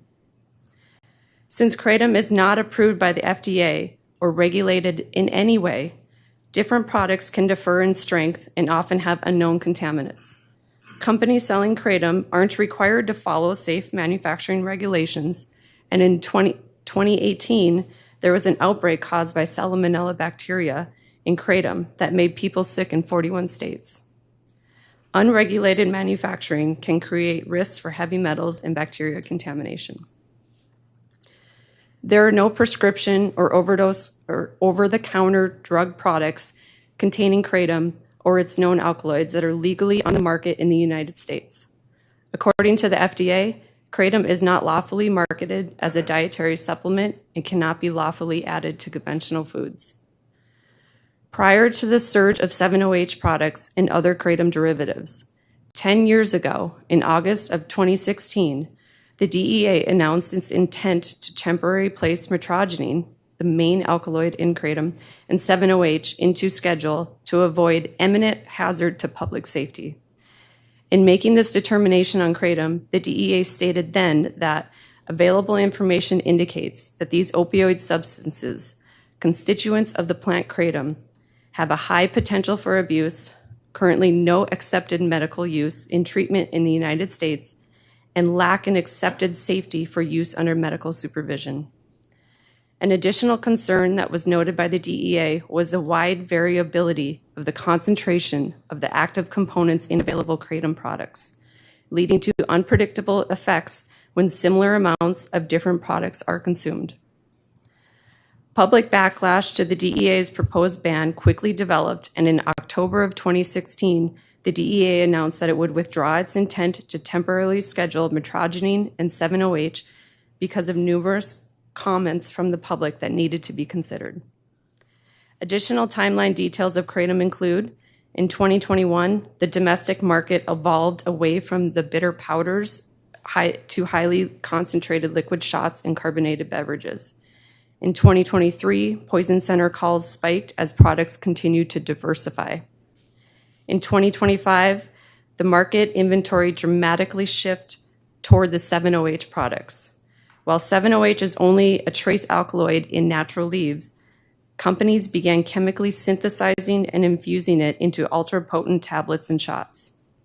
And recently, in July of 2026, the DEA announced its intent to temporarily place 7-OH above a specified threshold in 3 synthetic derivatives, pseudoindoxyl, MGM-15, and MGM-16, into Schedule 1. The North Dakota Board of Pharmacy has recently issued an emergency rule to follow suit with the DEA's proposed intent to place 7-OH over a defined threshold and other synthetic derivatives as Schedule 1 substances. I want to briefly highlight why in both the DEA's and the North Dakota Board of Pharmacy's proposed emergency rule that 7-hydroxy is defined over a specified threshold. Remember that in botanical kratom, it can contain trace levels of 7-OH. This creates challenges and complexities in listing 7-OH specifically in the schedule. Thus, the DEA has recommended scheduling above a specified threshold of 0.05%. or 1 milligram in botanical material or alternative products. I want to thank you for your time today and apologize for the vast amount of information, as this is a complex topic. But I hope some of this information is helpful to this working group to assist in decisions making moving forward, and I'd be happy to stand for any questions. Questions from the committee? I do have one. Right at the end here, you talk about a DEA recommended schedule above a 0.05. We've been hearing 2% for the natural, what I call the natural. Is there a differentiation between those two numbers, or is that about the same number? The way it just depends on how you write it. Chairman Heiner, that's a great point to pick up on. So the Kratom Protection Act, from my knowledge, has kind of represented put in there 2% alkaloid content below. There's some literature that's saying that it's below 2%. So that's kind of the line in the sand. I think it's actually much lower than 2% if you were to quantify actual kratom material.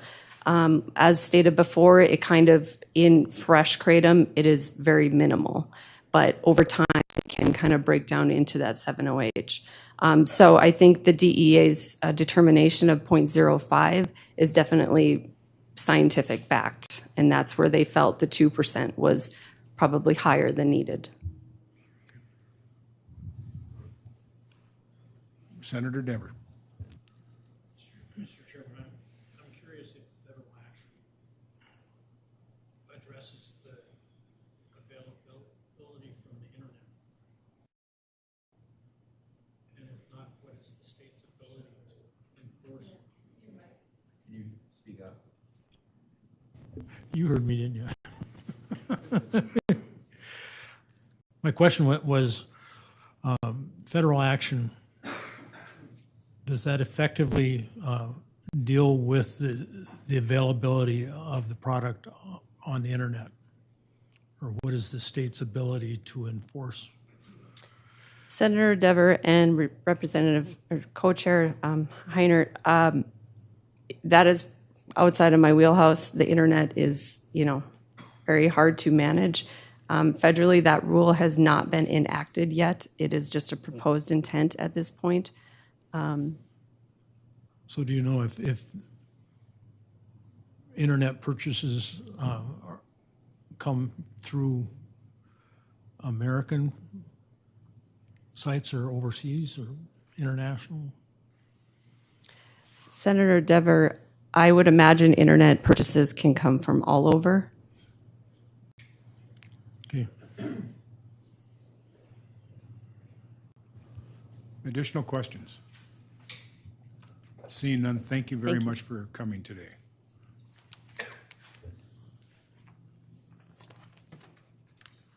Next, we have a presentation from Dr. Danielle Thurtle from Sanford Health.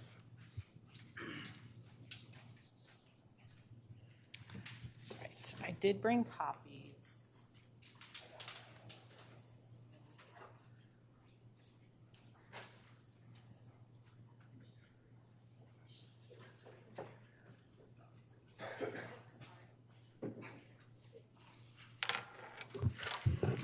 All right.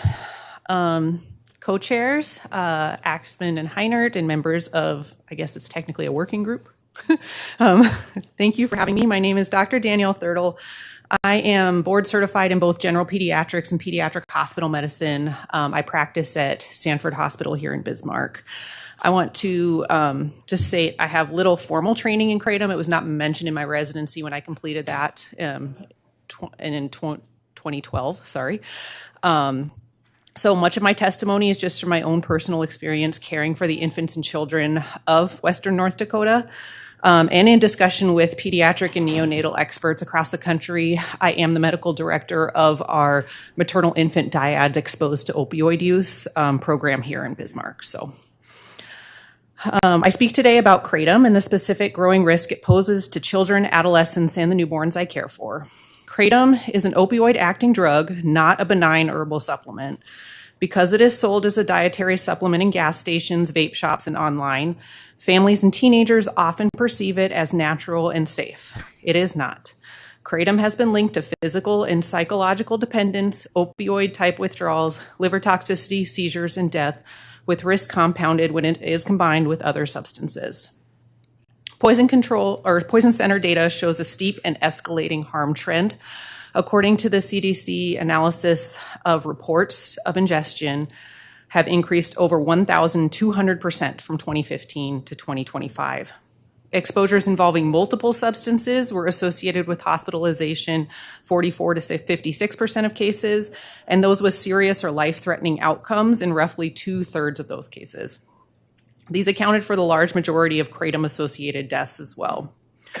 These are precisely the polysubstance patterns we see common to adolescents, particularly in easily obtainable substances. Adolescents are already using kratom both nationally and here in North Dakota.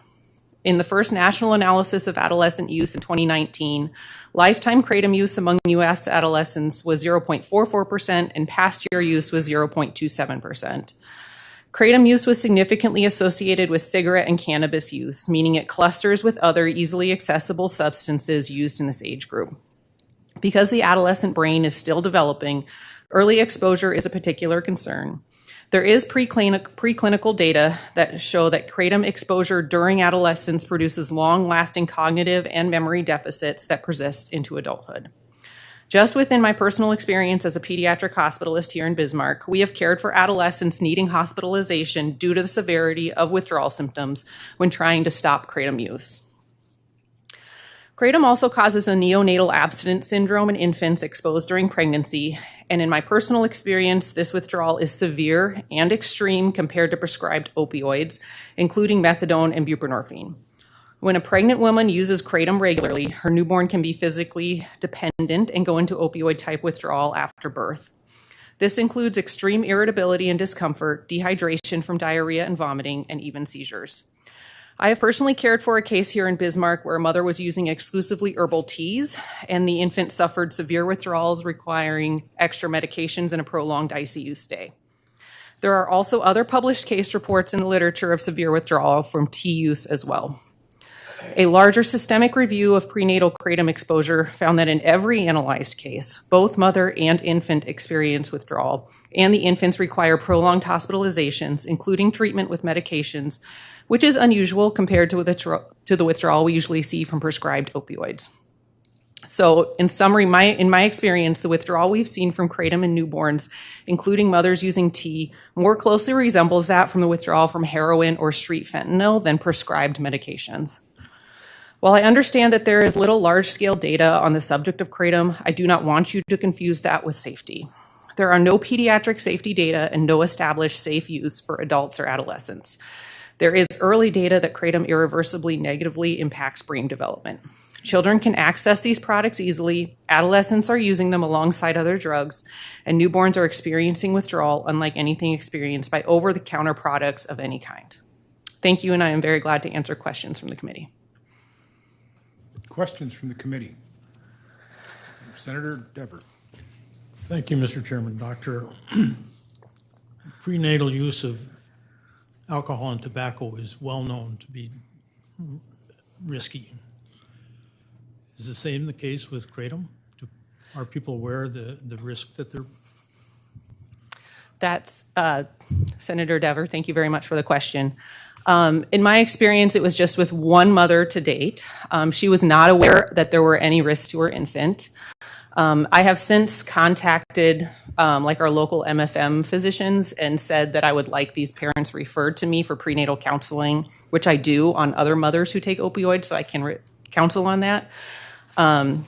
Alcohol absolutely has known effects. They can be long-lasting and damaging. Tobacco does to an extent, but neither of those even have the very extreme life-threatening withdrawal symptoms in the first few days of life that I've seen with kratom. And people aren't aware of that? No.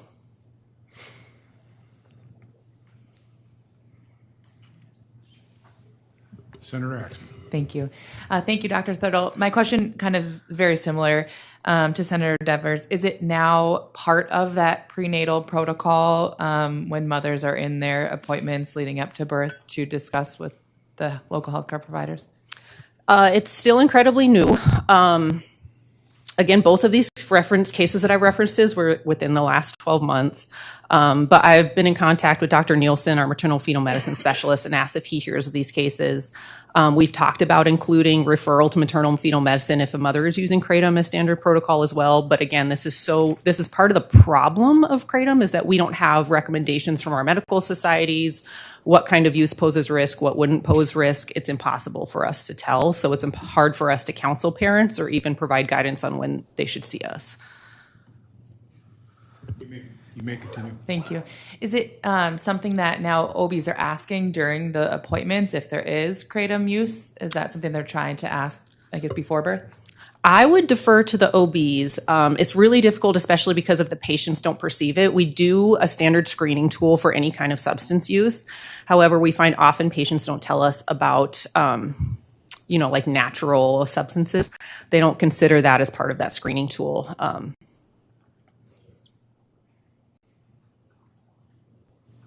See no additional questions. Thank you, Doctor. Thank you very much. We appreciate you taking your time and coming up. Our next presentation is Ms. Cassandra Alterner from Coal Country Community Health Center. She is online.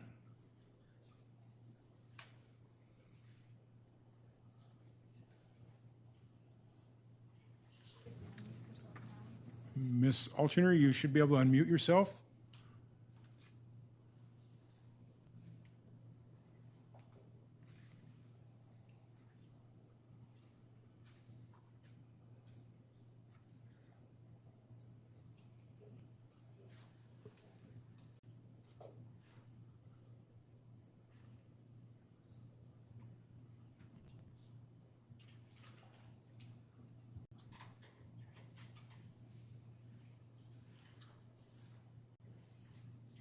We are a few minutes early, but that's fine.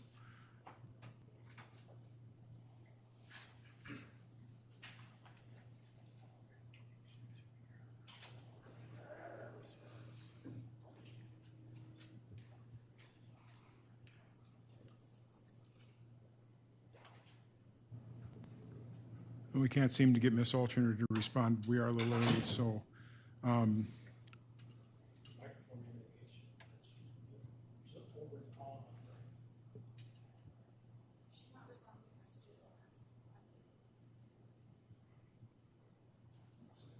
might have stepped away from her desk.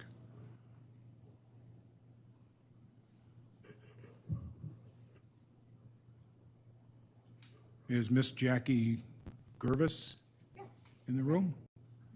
You want to go ahead and go then? Sure. Okay, perfect. Thank you. Sorry I'm not for going to, yeah. butchering your last name. I'm sure I Gervais, did. yeah. Yep. I'm Jackie Gervais. I'm a board certified psychiatric mental health and addiction certified nurse practitioner. I'm also the CEO and founder of The Ridge, which is a treatment center in Fargo. And I treat mostly opioid dependence and a variety of addictive disorders. At the Ridge, we run a walk-in clinic, which is open Monday through Thursday, and we treat a variety of disorders. And I'm going to apologize in advance because I created a whole testimony, which I was going to hand out to you. But after sitting through this morning, I kind of just rewrote everything, and I'd prefer to speak off the cuff so it's not so redundant and maybe more helpful. I think my biggest concern from this morning was referring to kind of the synthetic kratom as kind of bad kratom, and natural as it seemed more like good kratom, bad kratom. And what concerns me is that people that are going into shops purchasing these products, they're just purchasing kratom, and they're not really, nobody knows the difference other than people who are highly educated. And so to me, it's an issue of education. I've been treating opioid addiction for a long time, and I could count on one hand the number of people who, because when they show up in my office, they're in trouble. And I could count on one hand the number of people who have come in my office who went into a store, bought kratom knowing exactly what it was, knowingly knew they were going to potentially become addicted to it. That's a really small demographic. I think early on in the opioid crisis, when it was much more difficult to get access to medication-assisted treatment, that was a thing, but that's greatly been expanded. And I think what's happened now is it's a lot of people are going in, like we've talked about, nobody really knows. It's a product that is completely unregulated by the federal government, and they're developing an opioid addiction. And we have to talk about it like that. I think this morning there were a lot of references, like it's a non-steroidal anti-inflammatory. It's just like aspirin. It's just like ibuprofen. It's those products. It's just like an opioid, and opioid epidemic, and that's the biggest problem.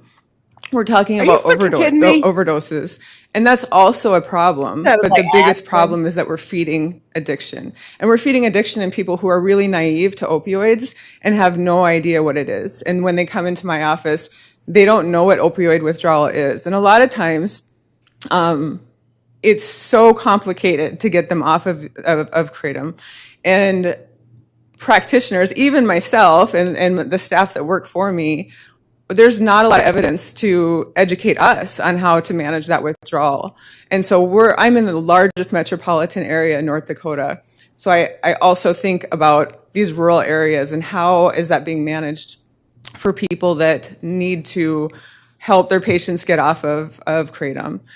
And so that's really my biggest concern right now, is kind of separating the two, because it all acts in the brain the same way. And while there are meaningful differences between the two, they all are harmful in their own way as far as developing addiction and dependence. And so we have to treat them both with the magnitude that they need. My other concern is making unsubstantiated medical claims that we can use this product to treat mood, energy, PTSD, depression, anxiety. There's no doubt that people get benefit from it for that, but it's not evidence-based. There's no it's not approved for any of those things. And so you can take a lot of drugs to improve your mood. You can take a lot of drugs to help with pain. You can take a lot of drugs to help with sleep. That's called self-medicating. It's not approved for that. So my concern is that people are going into a gas station, a vape shop, and it could be a 19-year-old behind the counter going, this might help with your anxiety. This might help with your sleep. That is a lay person offering medical advice to somebody that has no business doing that. And so I think that's another thing that wasn't addressed this morning, is our residents are getting, our citizens are getting unsubstantiated medical claims, and they're getting addicted to a substance that it's not approved for. And so those two things, where I'm stuck really is what to do next. I think we all collectively agree with 7-OH. With the leaf kratom, I think deep down, I support a total ban, and I just want to say thank you for giving your testimony on your son this morning, because that was really beautiful. But I also understand that there are people here that are just addicted to kratom, and what do we do with them? And so I think when you play it out, you've got a population that's already dependent on this product. And when you have that, and then now they don't have access to it, what are they to do? We've got clinicians who aren't educated on treating it. We've got the potential of them seeking relief in other more harmful substances. And so I think her name was Lisa, the first gal who gave the online testimony. I did really appreciate what she said about warning, and I think there was a mention made about a warning of not to mix with alcohol, but the warning needs to be much more severe as far as like this product is potentially forms dependence and highly addictive, and people need to know exactly what they're getting and how harmful it is to them. And so I'm really supportive, if we're going to regulate it and not do a total ban on natural kratom, of people having a very specific warning and potentially maybe a QR code leading them to education about what exactly they're getting in that product, and how to get resources for addiction if they feel their tolerance is increasing, and they're having, they need resources, especially in those more underserved areas. I do also obviously support the ban of synthetic kratom. I think we should prohibit unsubstantiated medical claims, including claims that kratom treats anxiety, insomnia, pain, addiction, or opioid withdrawal. And This woman is absolutely on one. banning any kratom to adults 21 and older, right. or restricting it to adults 21 and older. Now look, I think that is all that I had. And I appreciate your time, but I'm certainly open to questions. I think that's enough, Questions from the baby. committee? Senator Axman. Thank you, Chair. Thank you, Ms. Gervais. Do you know, I'm not sure, I guess, how long the Ridge has been open, but maybe even your previous experience, when did you first start seeing patients seeking treatment or services in regards to kratom? I would say early on, probably back in 2013, 2014. Back then, I was really interested in it, and I actually attended a conference on it at American Society of Addiction Medicine, because I wanted to get more educated. Like I said, I was limited to 25 patients, and I was thinking at the time it could be a potential opioid replacement. So early on, but it was a really small number. There's no doubt it's drastically increased over the last couple of years, but I've been seeing it for many years. I think we're a harm reduction clinic, and so I think my stance has changed quite a bit. And early on, I was thinking, why not just stay on it? Because I think I had patients that were maybe running into financial restrictions, and that's why they were seeing me. They couldn't afford to stay on it. And so they were wanting to get off of it, but then I was stuck with what to do. And so I was more interested in maybe we should just manage it and keep them on it. And I wanted to get more education. I think as time has gone on and I realized how much inconsistency there is in the product and how unregulated it is, I struggle with that stance. And so I've swayed a bit over the last couple of years with that. Representative Porter. Thank you, Mr. Chairman. Mr. Gervais, have you done any research or looked at what was talked about this morning with the Kratom Protection Act that 21 other states have passed to put that framework and those guardrails in place like you had said in your presentation? Yeah, I haven't much. Most of what I've learned about that was from this morning. But like I said, I'm really caught between a total ban until we can figure it out. Because what I also am concerned about is, if you're putting leaf product on the leaf product, and I put it in parentheses or in quotations because who's testing it and who's regulating it? And do we, as a state, do we have the resources to really properly monitor that? And I don't think so, is my answer. And so my concern is that, yeah, I know there are other states that are implementing that kind of regulation, but my fear is that it's going to be poorly regulated and poorly monitored.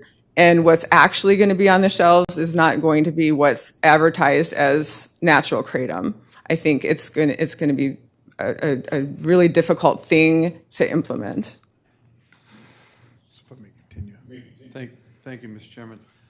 I guess I would ask that you kind of take a look at that and even get back to us and let us know once you look at it and have kind of an education process of seeing how that fits.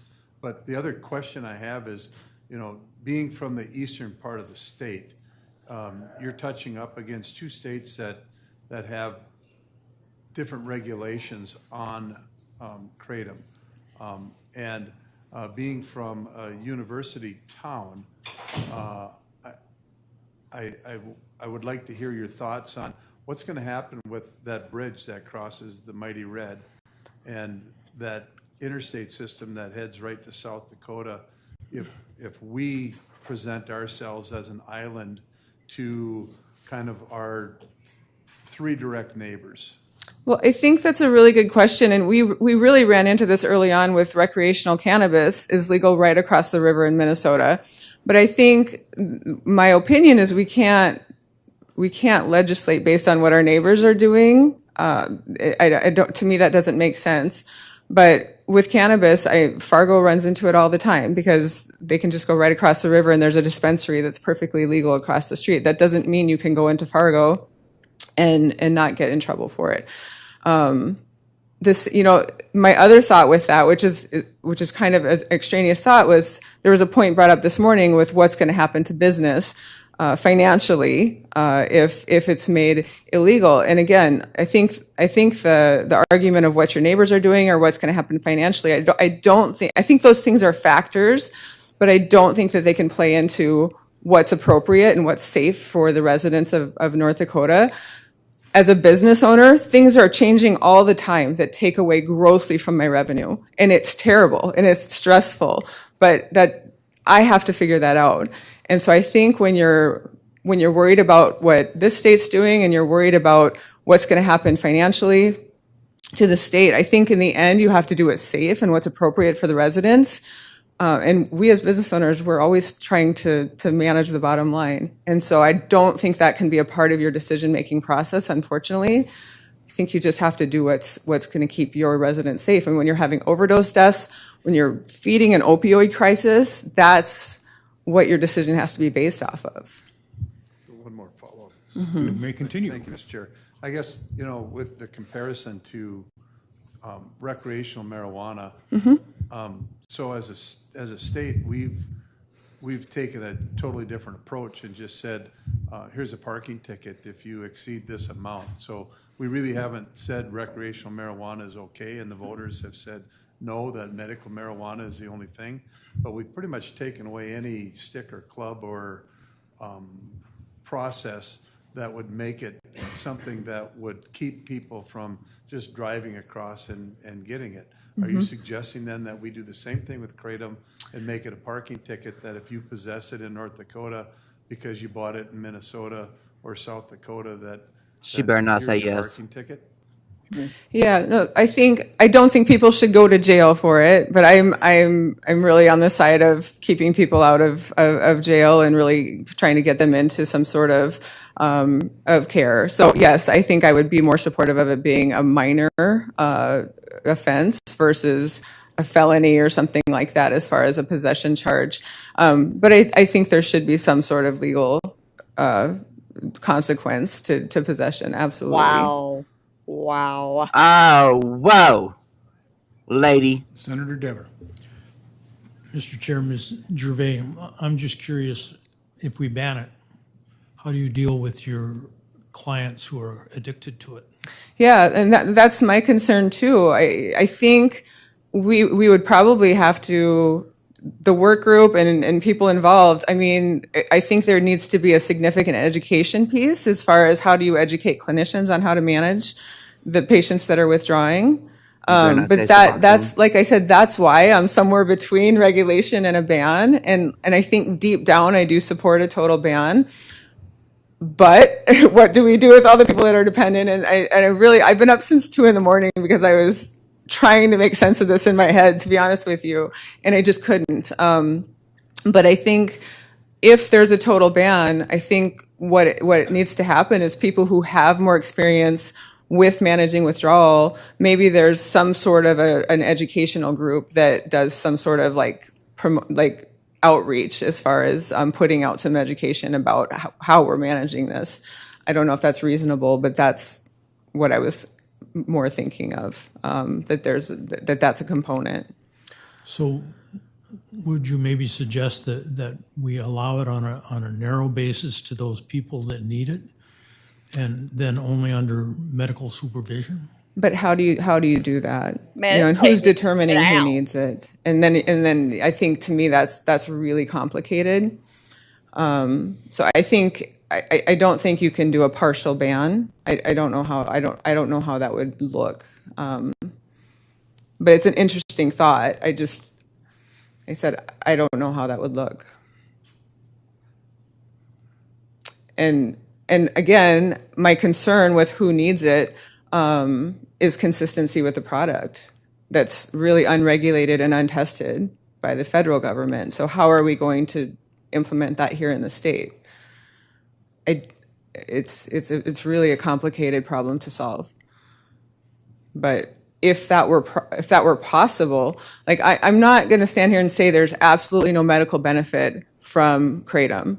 I mean, I think certainly it could be established, but it's not FDA approved. I think that it would be difficult to find a medical provider who is willing to prescribe, because just to be clear, we don't prescribe cannabis either. We can authorize that someone has a qualifying condition that allows them to get a medical card. But in no states that I know of do we prescribe cannabis.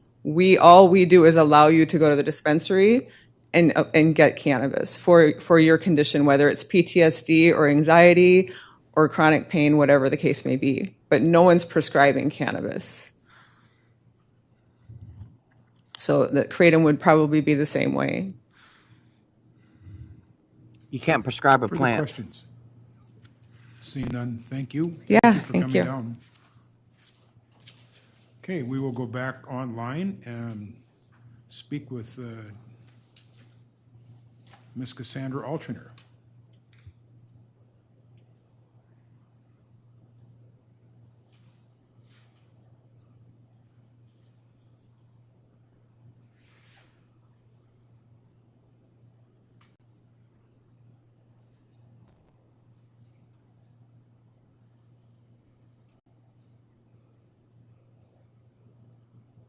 Okay, and we're ready for it. Hello? Okay, go ahead. We have you. Yeah, I agree, Kate.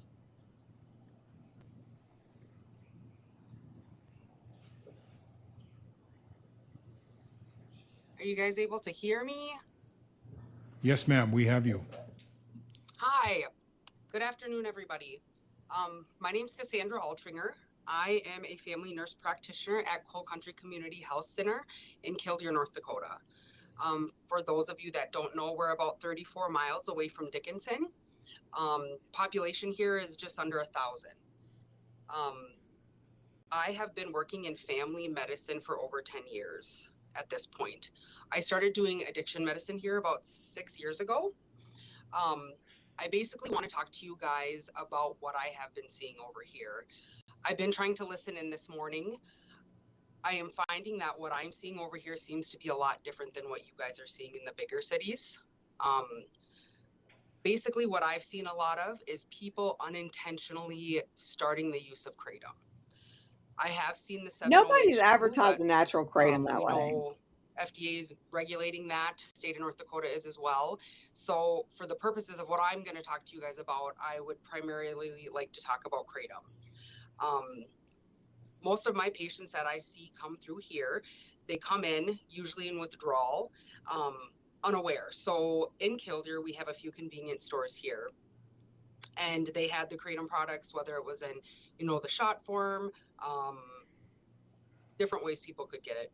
People are basically picking it up because it is advertised for energy. It's advertised to help people relax as well. I actually went into some of the convenience stores myself, and this was probably about 6 months ago. And I was looking at all of the labeling. Unless you knew what the scientific name for kratom was, most people have zero idea what it is. They're buying it off the shelves for whatever purpose it's being marketed for. The people I am seeing in Killdeer are coming in here when they try to stop using the products. So these are people that are in a position that they are spending hundreds to thousands of dollars on these products and not realizing that they are addicted to them or having an issue until they try to stop. That's usually when they're coming into my clinic. I am seeing people from Williston, Watford City. We have people from all the surrounding counties as well that are seen in our clinic. Everyone is kind of talking about people using it for pain, you know, also just get off of opioids. That is not generally what I've seen in my practice over here. It is a lot of truck drivers. I'm also a provider that does a lot of DOT exams. So I am very well aware of what our expectations are as far as safety goes. We are in the middle of the Bakken, so that means there's a lot of semis, a lot of big trucks over here. My most common people that are using these products are truck drivers. You are not supposed to be operating commercial vehicles with opioids. I do not believe, and I have seen in most of my drivers, kratom is not safe either. I am not opposed to us finding a way to regulate this. However, we are now in a spot, and I've already seen it, you know, which are us taking kratom off the shelves just happened last week.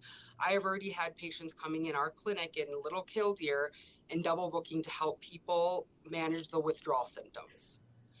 Again, when I'm referring to my patients, I'm talking about the ones that are using kratom, not the 7OH tablets, although I've seen my fair share of that as well. So from my point of view at this point, when people come in, you know, it's usually what I've seen with opioid withdrawal as well.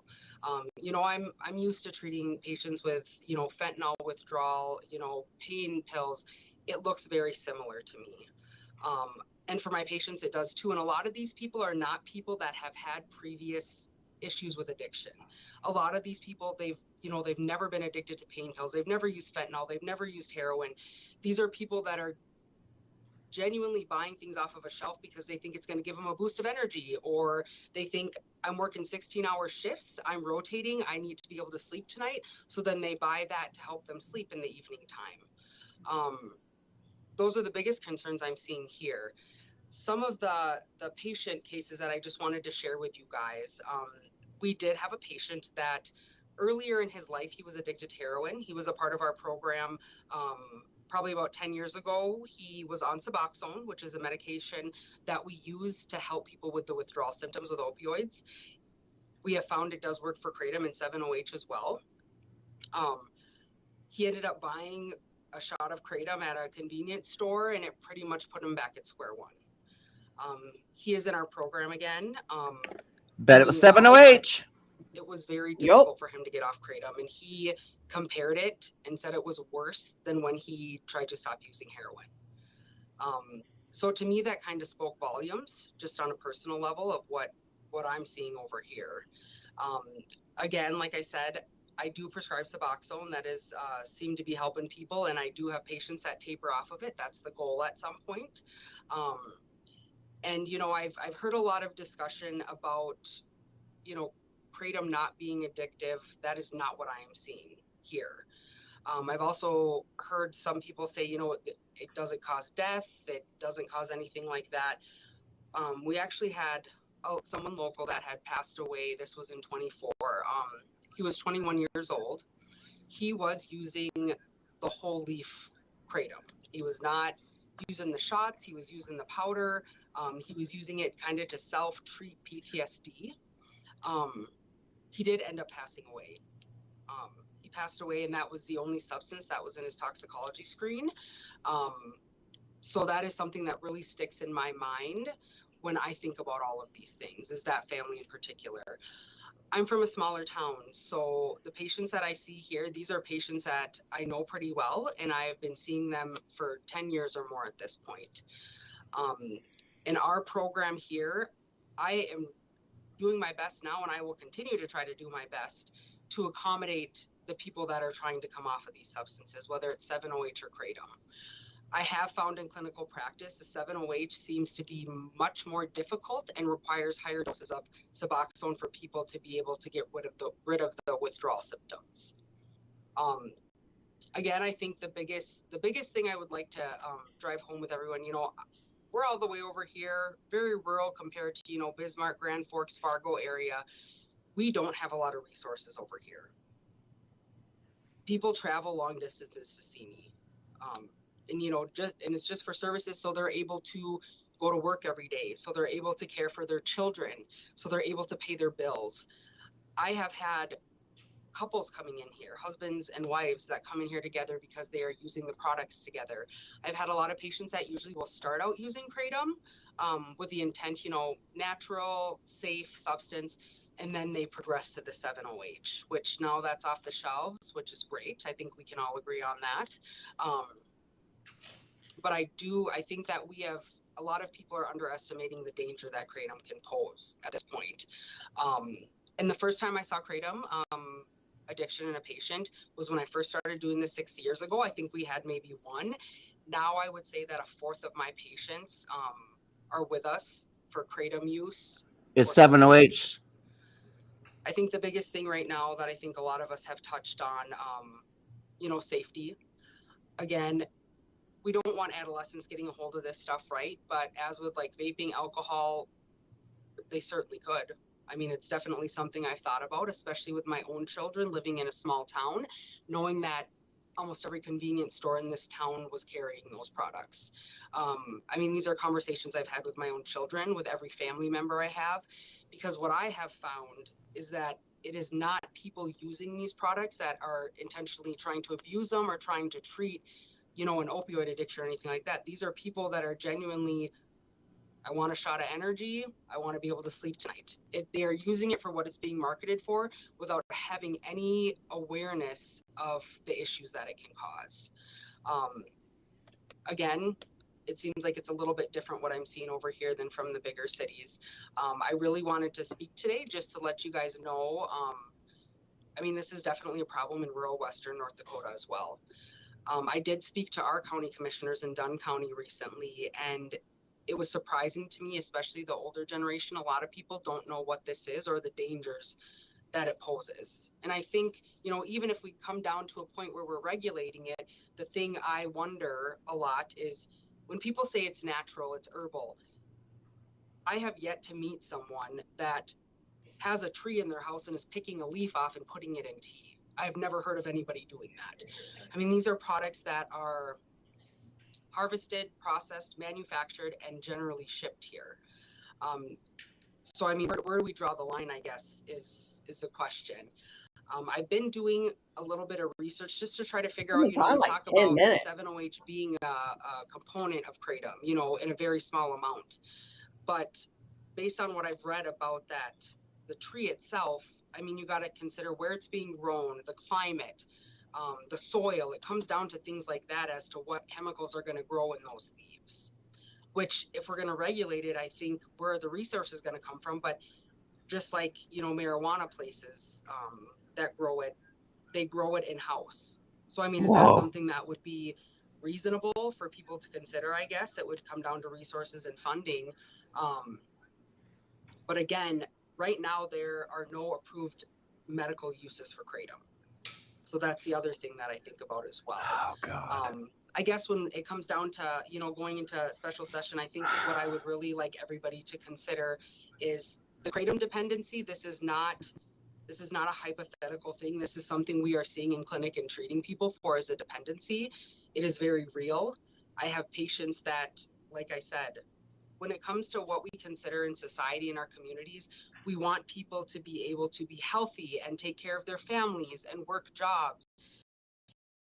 And that is my big goal with patients, whether it's opioid addiction or kratom or 7-OH, is to try to get someone back into that healthy stance that they are a productive member of society again.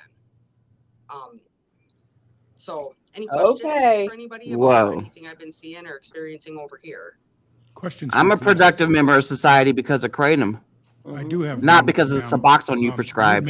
You'd made a comment about you've seen patients that were on what I am referring to as natural kratom or the derivative of natural kratom that have moved up to 7-OH.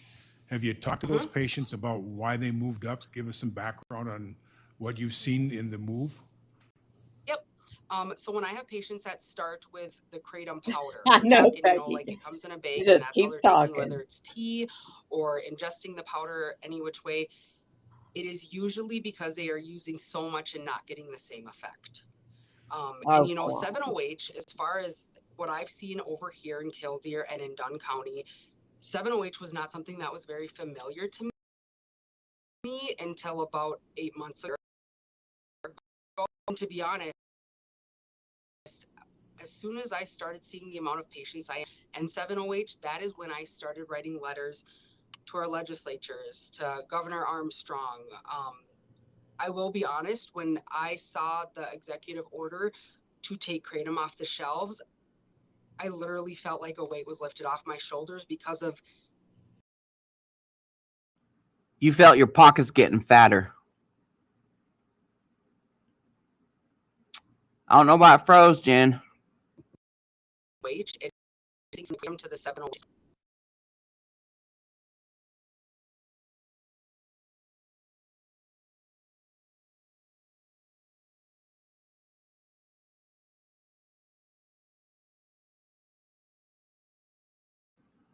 This is on their end, you guys, not on our end. Yeah, sorry.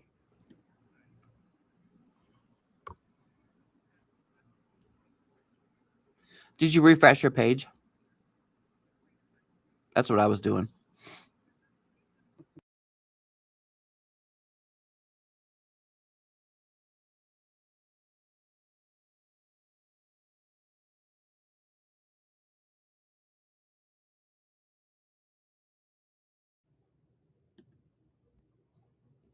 Talk. We all are.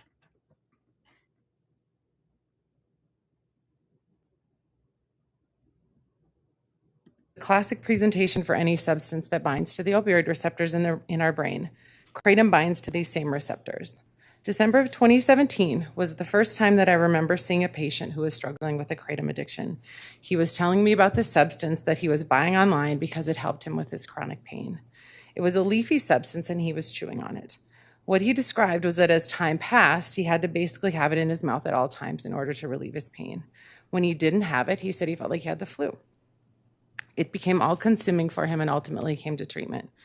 If I'm being honest, I thought he was being a little bit dramatic because I thought it was some kind of a tea substance. And everything I read online said that kratom withdrawal wasn't a thing.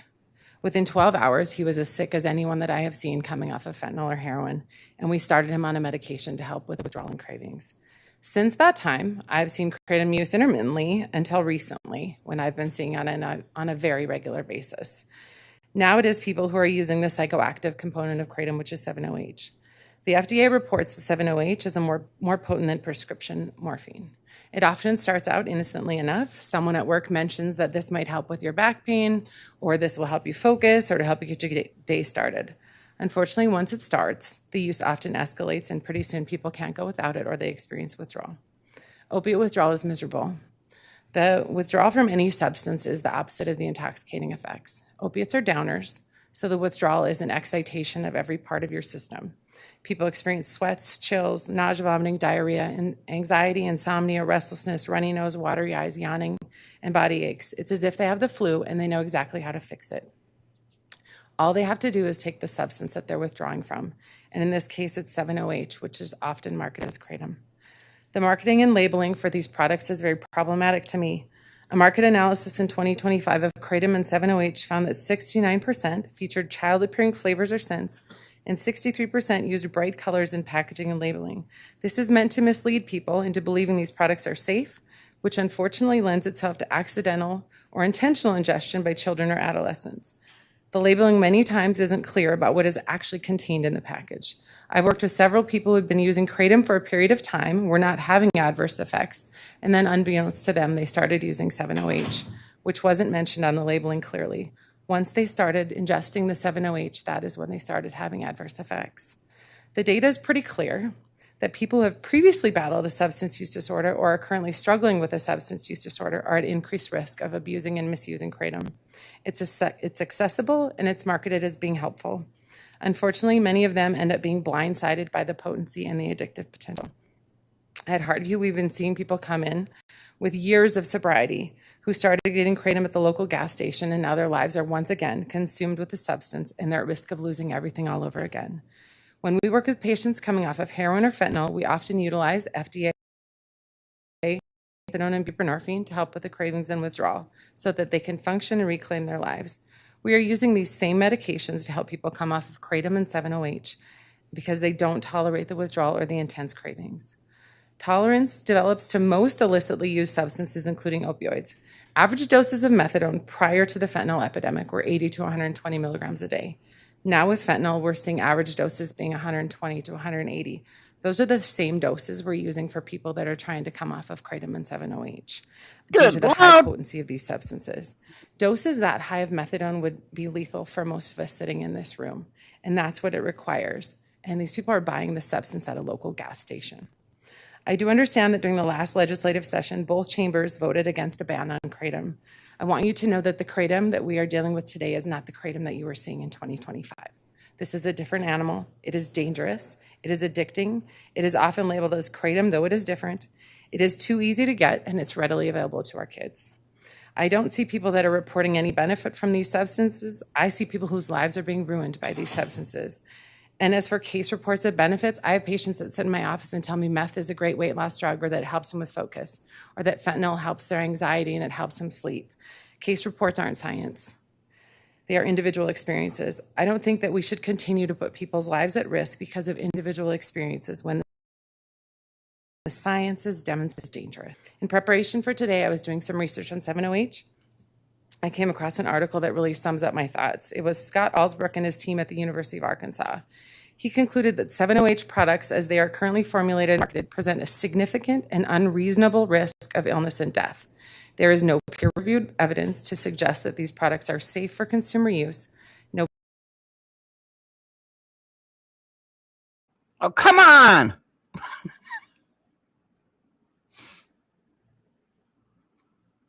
for your time and I'd be happy to. Questions for Dr. Hinkie? Representative Porter. Thank you, Mr. Chairman. Dr. Hinkie, so I don't know if you got to listen to or heard any of the testimony from this morning, but, you know, there was conversations and folks that were testifying saying that natural leaf is similar to caffeine, and that the withdrawal symptoms are similar to caffeine.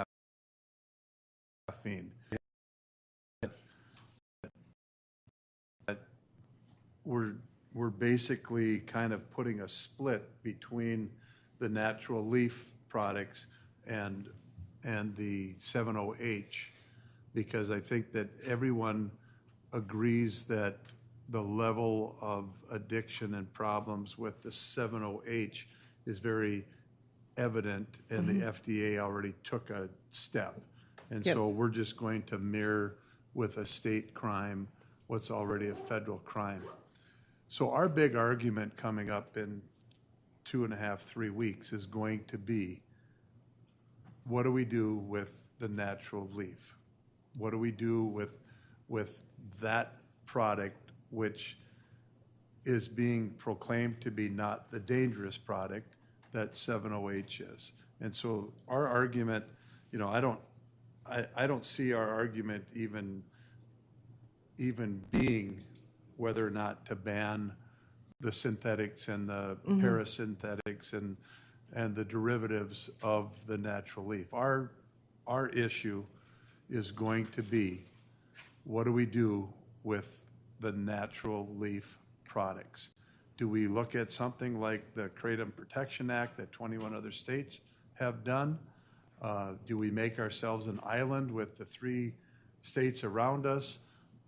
Do we worry about interstate commerce going through with people buying an energy drink in Minnesota and being pulled over for speeding in North Dakota? Do we make it a traffic ticket? It's going to be a big deal. And I'm just kind of, I wanted to lay out everything that's kind of in my brain. Not that I'm laying on your couch or that I ever have. No. I just want to hear your take on what we're going to be faced with. And the 7-OH isn't one of them. Right. I want to hear your thoughts on what the real issue is going to be in 3 weeks. Thank you, Representative Porter, for that question. I would say that withdrawal from Kratom is not like caffeine withdrawal. It's not a mild headache and a little bit of irritability. It is for me. as my patients would call it, being dope sick. It is an all-out flu. Now, potentially, if someone is using a small amount every now and then, they're not going to have that. But the same is true for someone who uses a small amount of caffeine every now and then. They also don't have any withdrawal. But I think part of my concern is who's going to regulate what is what, right? We know the labeling on these containers is not factual, right? I have patients all the time that say they said it was, I've been using Kratom, I send their drug screen and there is no mitragynine in it, but there is 7-OH, but I don't know that until I send it in. So if we're going to say, okay, yep, 7-OH is out, but we're going to allow mitragynine, who's policing that? Are you trusting the people that are labeling the cans? Assign a department. I don't know how we do that, right? And so that is my concern. And I also think people have the right to choose, right? I can go and make a poor choice this afternoon if I want to. It's my legal right to do that. But we got to protect our kids. And I know that not a lot of people have sympathy for my patients, right? My patients are long-term substance users who finally find recovery, but they are absolutely being blindsided by these substances in the gas stations. They're going in and they've been sober for years. They go to meetings, they do all the things, and pretty soon they're driving around at 3 a.m. looking for a gas station where they can buy some Kratom because they're so dope sick they can't function. 7-OH. And that's a problem for me. When someone works really hard to find recovery, it's not fair that they get duped by going to the gas station and all of a sudden they're spending $80 to $100 a day. That's a drug habit, right? That's not a caffeine habit. That's a drug habit. And so what we're doing now, I don't know how you distinguish, oh yeah, this is going to be the natural metragenine plant It's not without that any of hard. this other stuff. They make it so Who's going to be going in and testing that? I don't know how we do that. It took us how many years to get to the point where we had medical THC that was grown here and regulated here and all of those things. Are we going to start growing our own metragenine so that we know what's in it? That doesn't seem feasible to me. And I don't think we have another 4 years to sort this out. In the last 6 months, the numbers we are seeing from both kratom and 7-OHs, it's skyrocketing. It's just 7-OH, And dear. to the gal from Kildeer's point, people are being blindsided by it. Someone at work says, "Oh, you've got a headache. You should take this. Oh, your back hurts because we're back to that blue collar work in the spring. You should just take this. It'll fix you right up." And then all of a sudden, they're in the throes of it again, and that's problematic for me. And it is not caffeine withdrawal. I just, You did not answer his question that's a at all. fallacy.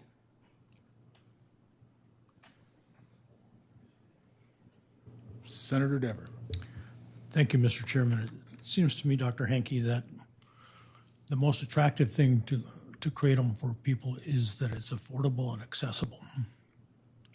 So I'm curious, and I think there are some positive benefits and there are negatives as well, but are there other products that would be as effective for the same purposes? No. Thank you, Senator Dever, for that question.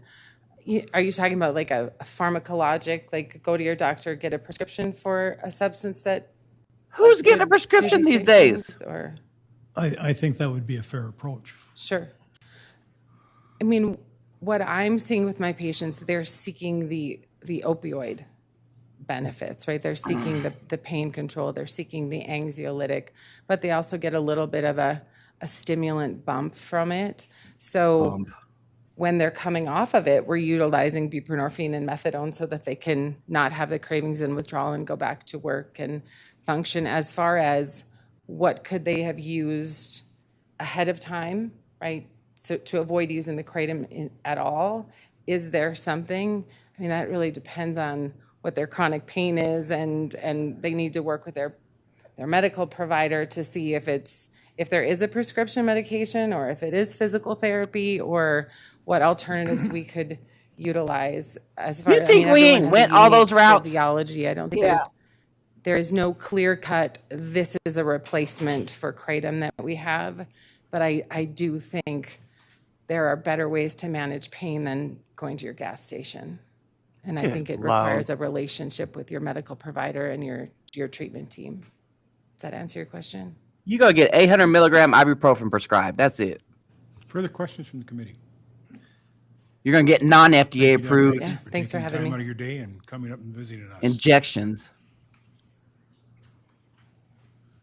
Next, we will have Miss Molly Howell. This is frustrating. Yeah.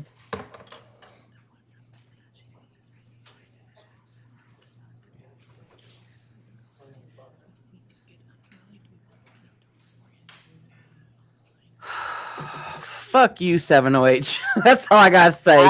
Absolutely. Go ahead, ma'am. Thanks. Chairpersons Axman and Heinert and members of the Kratom Working Group, my name is Molly Howell, and I'm Director of Disease Control and Forensic Pathology at the North Dakota Department of Health and Human Services.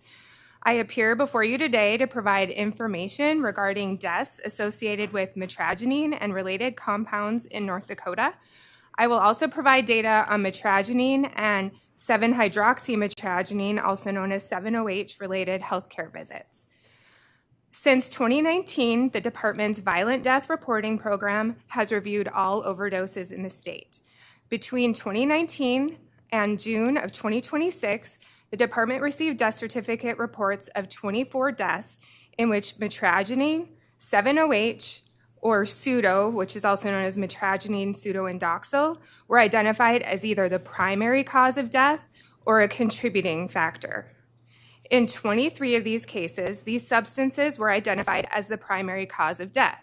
In other words, the medical examiner or the coroner determined that the substance or condition directly caused the death. In one case, mitragynine was identified as a contributing factor, meaning it played a role in the death but was not the primary cause. To put this distinction simply, the primary cause of death is the condition or substance that directly resulted in the death, while a contributing factor played a role in the circumstances leading to death or worsened the condition that caused the death. Another example, not using overdoses, a person may have long-standing chronic obstructive pulmonary disease, but also suffer a stroke. The stroke causes a decline in health, which ultimately leads to that individual's death. In that case, the stroke would be identified as the primary cause of death because it was the condition that directly resulted in the person's death. But chronic obstructive pulmonary disease would likely be identified as a contributing factor on the death certificate because it likely worsened the clinical outcome but was not the immediate cause of death. 5 of the 24 deaths that I just talked about occurred in the first half of 2026. By comparison, there were 4 such deaths during all of 2025. This means that through June of 2026, the number of reported deaths has already exceeded the reported for the entire previous year. I have provided a table showing the number of mitragynine and associated compound-related deaths per year in North Dakota. You can see that the deaths started in 2021. That was the first year of us reporting deaths with 2. There were 7 in 2022, 3 in 2023 and 2024, 4 in 2025, and through June of 2026, there have been 5 reported deaths. These deaths are mostly occurring in males at 75%, and in the 20 to 39-year-old age group, which accounts for 75% of deaths, and they're mostly occurring in Western North Dakota. At 92% of our deaths are from Western North Dakota. In Table 2, I'm showing the mitragynine and associated compounds that were identified on toxicology amongst the 24 deaths. And so we use the term kratom on the table, but really it was mitragynine that was found in toxicology. And so mitragynine was found in 19 of the deaths. An additional death had mitragynine, but it's pending further testing, so there's likely something else there, maybe pseudo or 7-OH. We're waiting on testing on that one. We had one that was confirmed kratom and 7-OH. One is presumed 7-OH, and that is because 7-OH was found at the scene, but unfortunately toxicology for that person was not available or unable to be done. One was kratom or mitragynine, 7-OH, and pseudo. And then another one was 7-OH and pseudo. Knew it. Most overdose deaths reported in North Dakota involve multiple substances identified as either a primary cause or a contributing factor. Of the 23 deaths where mitragynine or its associated compounds was a primary cause, only 4, or 17.4%, involve mitragynine or an associated compound without any other drugs present. 2 of the 4 were confirmed as just mitragynine. 1 was mitragynine, 7-OH, and pseudo, and 1 was 7-OH. The presence of other substances does not mean that mitragynine was unrelated to the death. Toxicology identifies which substances were present, but it does not by itself determine which substance caused or contributed to the death. The medical examiner or the coroner considers the toxicology results, concentrations, known effects of the substances, interactions between the substances, autopsy findings, circumstances of death, and medical history to make that determination. Therefore, when mitragynine or an associated compound is identified as a primary cause of death or contributing factor, that determination reflects more than simply detecting the substance. It reflects the medical examiner's or coroner's determination that that substance played a role in the death. In addition to these 24 deaths, there were 26 other non-natural deaths where mitragynine or associated compounds were identified on toxicology but not listed as a primary cause or contributing factor. This also shows that the medical examiner and coroner doesn't just look at toxicology and put mitragynine on the primary cause of death if it was in toxicology. They determine whether it was a cause of death. The deaths in North Dakota demonstrate that kratom and its active compounds, including mitragynine and 7-OH, are associated with serious and in some cases fatal outcomes. These deaths underscore the need for comprehensive action to reduce the potential harms associated with these products. A policy that addresses only 7-OH would leave other kratom products and mitragynine-containing products available. If the goal is to reduce kratom-related harms and deaths in North Dakota, addressing only one compound would not address the broader range of kratom products and compounds that are implicated in other deaths. I'm now going to talk about syndromic surveillance of kratom and 7-OH-related healthcare visits. So I'll touch a little bit on what syndromic surveillance is, as many people don't even know that that's something that we do in North Dakota. But syndromic surveillance is a public health system that collects and analyzes information from patient visits to ERs and some walk-in clinics. Healthcare visit information is de-identified and grouped into a syndrome or a category of visits that share similar signs, symptoms, diagnoses, or characteristics. We often use it for influenza-like illness to know what the burden of flu is on healthcare during respiratory season. The following data was extracted from our syndromic surveillance system looking for kratom and 7-OH among the chief complaint, discharge diagnosis, chief complaint history, triage notes, and clinical impressions.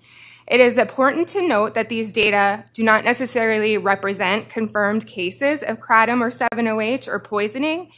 Rather, they represent visits where 7-OH or kratom was identified through ICD codes or free text information on the healthcare encounters.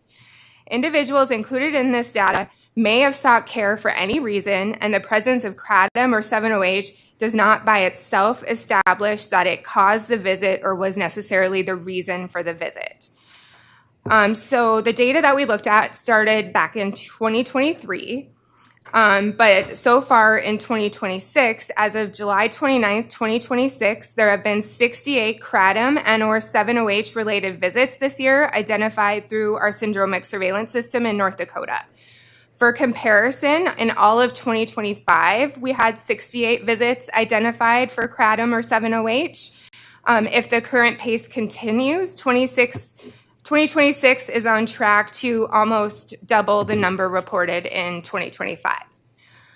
Since 2021, the majority of kratom or 7-OH related visits have occurred amongst men, 64%. The largest proportion of visits are in that 30 to 39-year-old age group, 38.9%. Since 2021, 13 visits have involved individuals ages 19 and younger, so that does include children, of course. Geographically, the majority of identified kratom and 7-OH visits in our syndromic surveillance system have also occurred in Western North Dakota at 66%. Table 3 in my testimony is showing the number of kratom and or 7-OH visits to ERs and walk-ins in North Dakota 2021 through 2026. These surveillance findings demonstrate a substantial increase in the number of healthcare visits related to kratom and or 7-OH, particularly when comparing 2026 to previous years. While syndromic surveillance cannot establish confirmed cases or causation, it does provide an early indicator of emerging patterns, and the increase is concerning and is broader evidence of potential harm associated with these products. And then last, I'm going to touch on mitragynine and 7-OH poison control data for North Dakota. North Dakota uses the Hennepin Healthcare Poison Center. That is also showing an increase in reported exposures involving mitragynine or 7-OH. Poison Center data provides important information about reported exposures, clinical effects, healthcare utilization, but it is voluntary and should not be interpreted as representing the total number of exposures occurring in a population. In the first 7 months of 2026, the number of kratom or 7-OH calls to the Poison Control Center matched the total yearly calls for 2025. Since 2023, 11 calls have been associated with those ages 19 and younger. I've shown in Figure 1, you can see the number of calls per year from North Dakota made to Poison Control regarding kratom and or 7-OH. North Dakota is not alone in experiencing an increase in kratom exposures. I have linked an article to CDC's Morbidity and Mortality Weekly Report, which has national poison data system. It shows approximately a 1,200% increase in kratom-related exposures in the last 10 years, and then an even markedly increase in 2025. So in conclusion, taken together, the trends in fatalities, ER, walk-in clinic visits, poison control reports provide multiple indicators of increasing concerns related to metragine, 7-OH, and other kratom products. From a public health perspective, the department is concerned about the widespread availability of these products, including their availability in settings as discussed by many people, gas stations, smoke shops, and potential for continued exposure and harm should they be made available again. Compounding these concerns is that there's no age restriction on purchasing kratom products in North Dakota. This lack of age restrictions allows minors unrestricted access to potent substances that carry demonstrated risks of toxicity, healthcare visits, and fatal outcomes. Unlike many substances with established safety and quality standards, these products are not currently subject to a comprehensive federal regulatory framework that establish requirements for safety or effectiveness or labeling. This lack of comprehensive regulation creates additional public health concerns. Consumers, as many have talked about, have limited information about the amount and concentration of metragine and 7-OH in products, and they're marketed under different names and vary in their contents and potency. For these reasons, the department supports comprehensive action to address kratom, its associated compounds, including metragine and 7-OH, rather than addressing 7-OH alone. I just wanted to say thank you to the department's Health Statistics and Performance section, specifically Cody Pinks and Dr. Tracy Miller, who are here today for compiling this data, and to the Office of the Medical Examiner for its important contributions. And I'm happy to answer any questions. Questions from the committee? Ma'am, I'd like to go back to the autopsy talk that you had earlier in your presentation. Earlier this morning, we heard from one of the doctors of one of the national kratom situation. Dr. Jack Hanningfield. He was talking about he didn't feel that the autopsy reports were totally accurate, and I'm paraphrasing. Well, he's because right. the doctors that were doing the autopsies were not 100% up to date on what they were looking for when they were looking for kratom, so they just wrote it off as a kratom death. Your testimony here kind of contradicts that from North Dakota autopsies. Can we talk about that a little bit? I mean, is there a better breakdown that we're missing, or is this really a good breakdown? Chairman Heiner, members of the committee, I did discuss that with the medical examiner this morning, and also a team of us went through all of these reports. And as I stated, there were 26 toxicology results that included metragine, where that was not put on the autopsy report, meaning the coroner or the medical examiner specifically didn't feel that it interacted with whatever caused the death, or that the level or the amount warranted it being put on there. But the toxicology results for the metragine deaths that we've seen are extremely high, even the ones that are not just 7-OH, but just we have some that are just metragine, and they are high. When you say high, can you give us a better figure than high? Because high to me and high to somebody else may be totally different. I can. We had a range that we were looking at, like 3,000 nanograms per milliliter is what I can get the exact amount. I don't know, Cody, did you have? 31. She's looking. 3,100?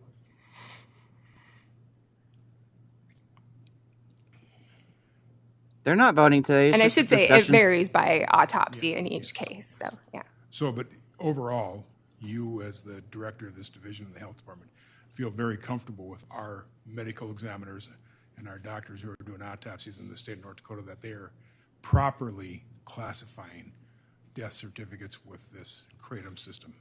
Might need to FOIA those. Chairman Heiner, members of the committee, yes, this isn't just one medical examiner. This is multiple different medical examiners and different coroners from around the state that are classifying these. And yes, I am comfortable with that. Meister, any other questions? Senator Dever. Thank you, Mr. Chairman. Molly, so it sounds like kratom has been around for a while in North Dakota, several years, has been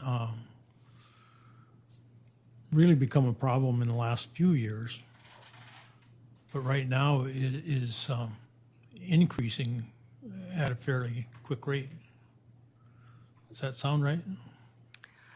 Chairman Heiner, Senator Dever, I can't speak to necessarily usage of kratom in North Dakota. We don't have that denominator data to say what is the rate of adverse events or deaths per, the population that uses kratom. But clearly, healthcare visits through our syndromic surveillance data, calls to poison control, and our fatalities have increased. That's the data that I can show that there is increasing concerns with kratom or associated compounds. So is the information tracked less because it's a legal substance? Chairman Heiner, Senator Dever, I think, and I would be interested to know if somebody can quantify how much kratom or mitragynine, if there's sales data or something, I'm sure because it's not regulated, that would be a very, very difficult number to get to. Also, a lot of FDA drugs that are regulated, you have safety surveillance systems where you're supposed to report adverse events to those safety surveillance systems, and that data is all tracked. So none of that would be tracked since kratom isn't an FDA regulated product.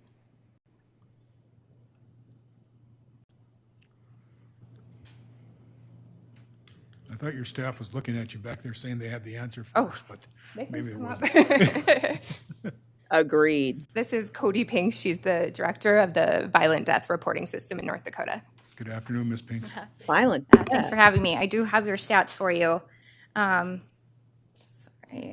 So for overdoses, for mitragynine, it was 6.7 to as high as 7,211 nanograms per milliliter. Good Lord. And then for suicides, for mitragynine, it was 20.4 to 1,339 nanograms per milliliter. What? Ooh, he's taking pictures. That's going in a newspaper. Thank you. Thank you. What in the what? Thank you, ma'am. We Thank appreciate you. you taking the afternoon to come and talk to us.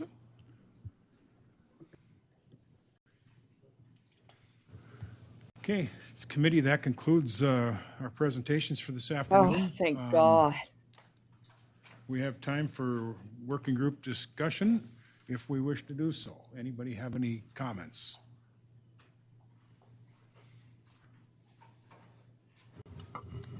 Senator Axman. Thank you, Chairman. Not a solution. I just think it was a good opportunity and we took in a lot of information today. That's probably going to take some time for us individually even to digest. I think it was Mr. Vase who actually wrote it down. She said, this is a complicated problem to solve. And I think after today, we definitely saw that. And so although we have a really compressed timeline, I think it's incredibly complicated. And so thankfully, we got some really great information today for everyone that took the time to be here online and in the room. So it's time for us to get to work now. Representative Porter. Thank you, Mr. Chairman. I guess I'm just kind of wondering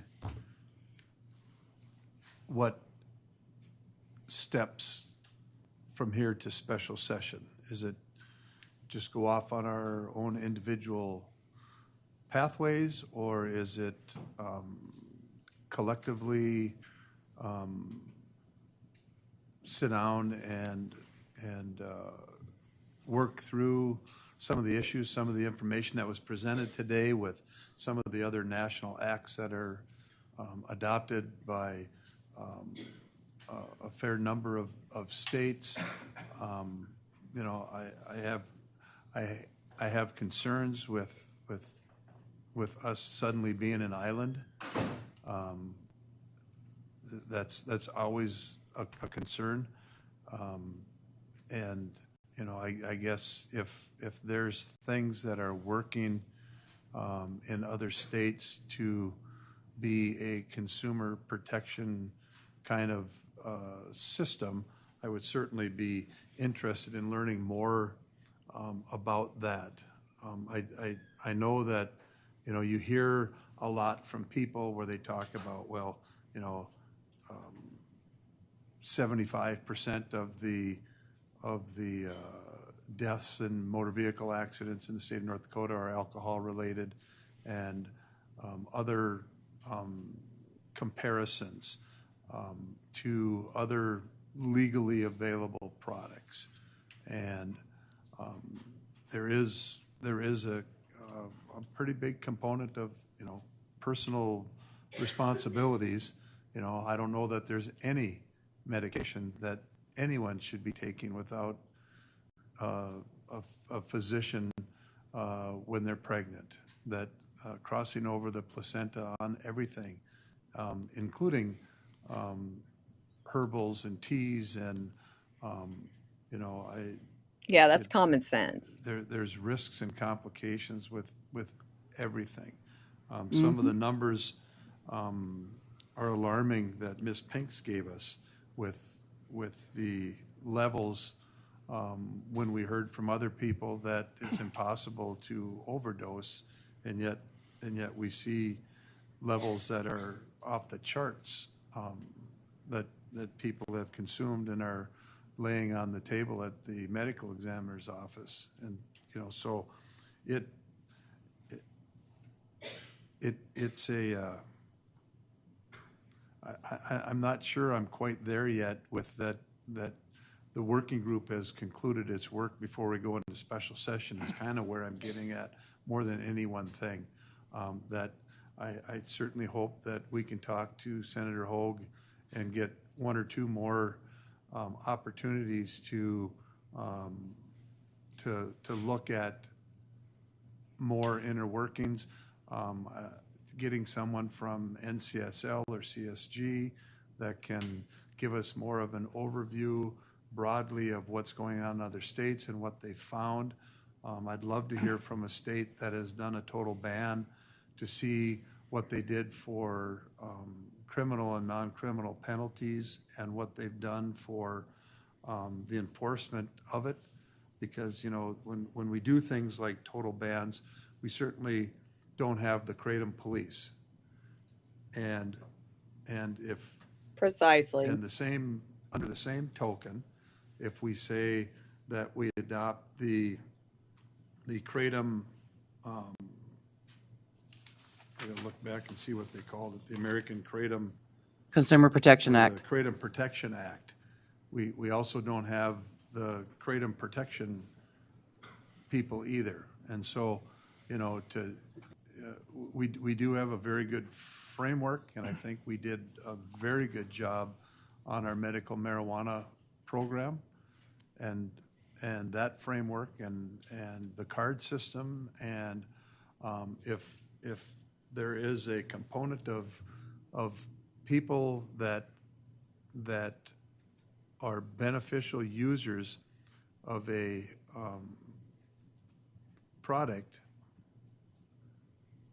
maybe that's the route we go down, that they have to go to the same list of providers that we've gone through with our medical marijuana program, and they have to have that card in order to purchase the product or possess the product. And, you know, I think that over the course of time, having dealt with that issue in a number of sessions, we did a very good job of setting up a program that works very well for people who get a beneficial use from that product. But they're also being monitored and looked at by someone that has said they meet this criteria to have that card. And it's just not someone walking down the street that walks into a gas station and says, hey, I want to try that. And there's more guardrails in place. So those are just, you know, my thoughts of from listening the last two times of, I think that we've got a lot of good information. I don't think we're there yet. I think we need to meet again.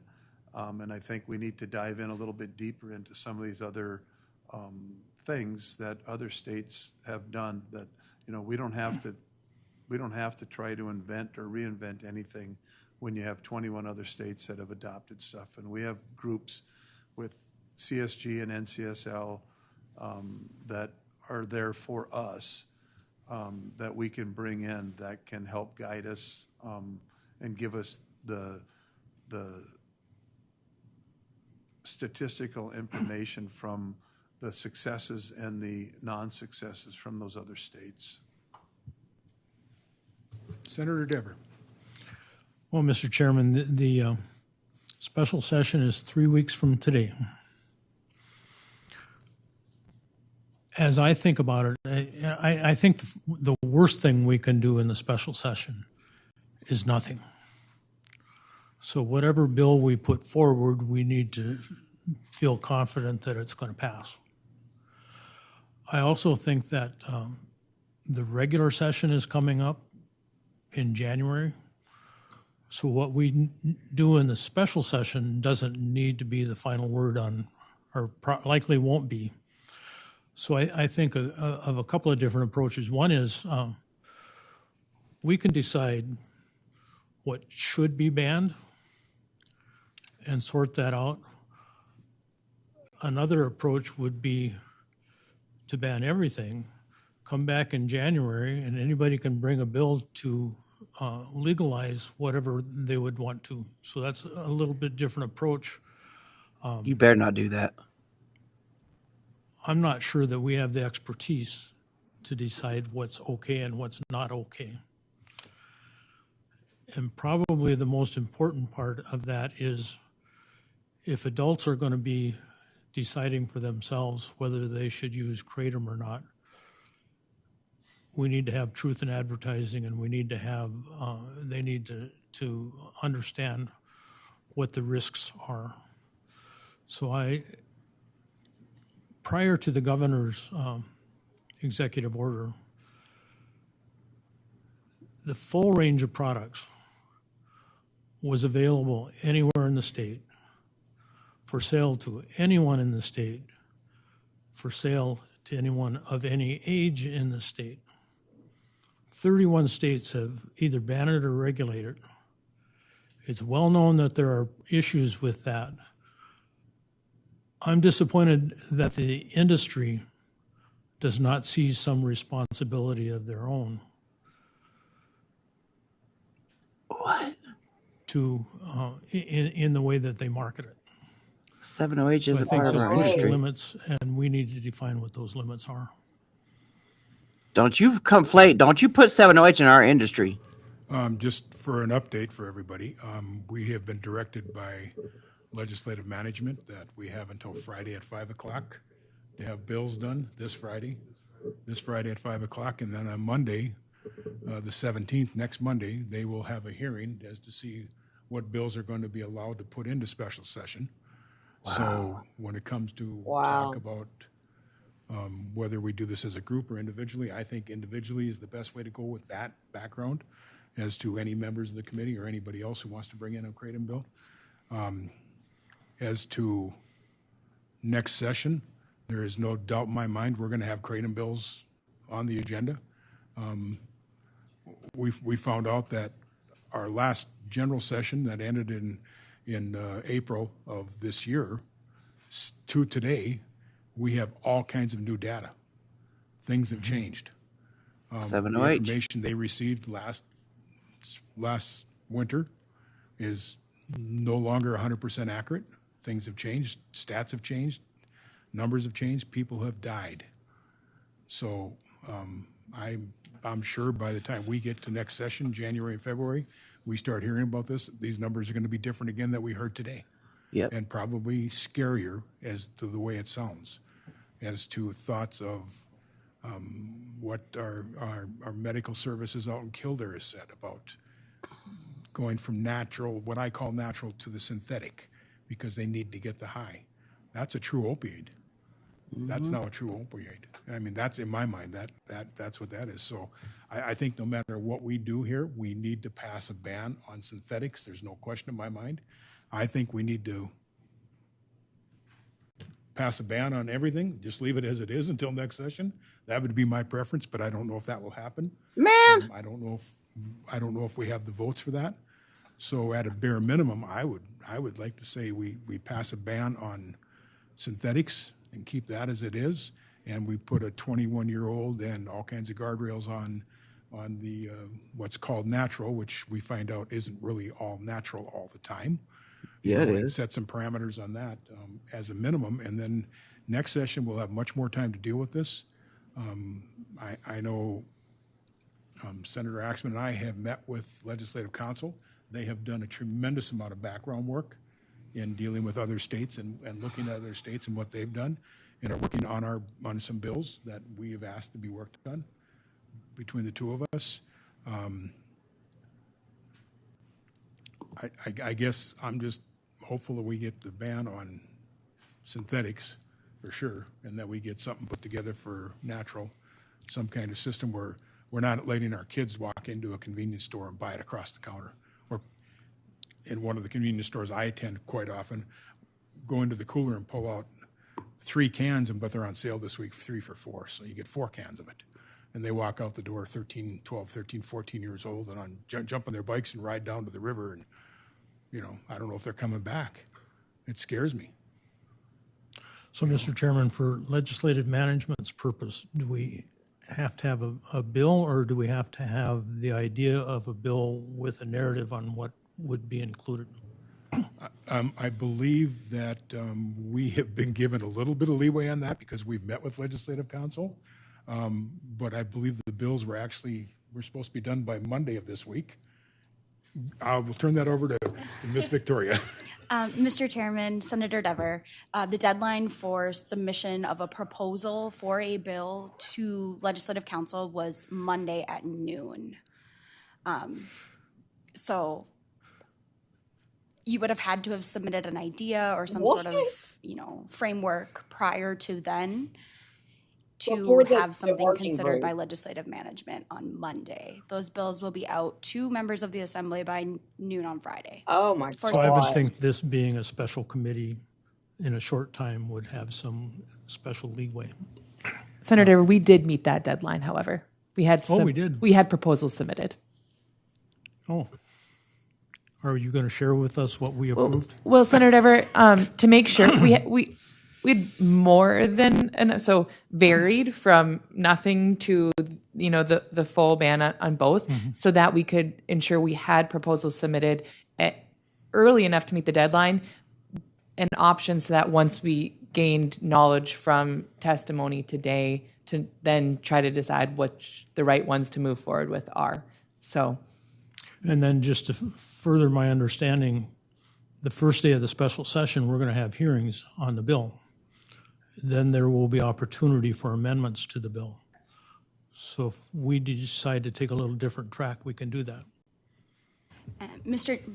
Co-Chairman, if I may add, yes, if there is any amendments that you're looking at once we see kind of the lay of the land on Monday following legislative management and what's approved by them, we can then work on preparing amendments of any sort to those bills that are chosen. So all of the bills will be publicized following legislative management.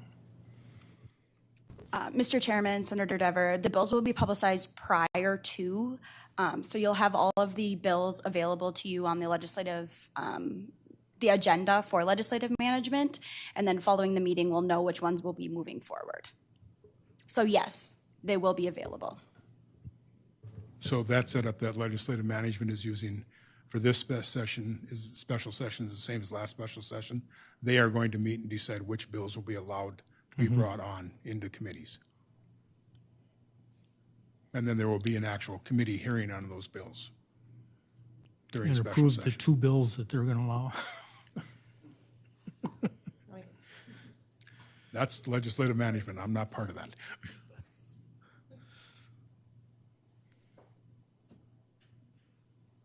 Any other comments for the good of the order?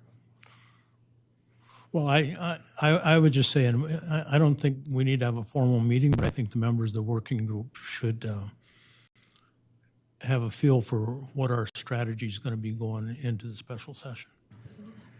Without a formal meeting, we have no right to discuss that amongst more than two of us at a time, We're because not a then we're majority beyond. of the legislative body.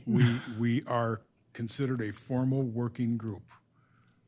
Senator Hogan has appointed us as a formal working group, so we have to abide by open records laws and open Okay. meetings laws. I'll look forward to that meeting notice.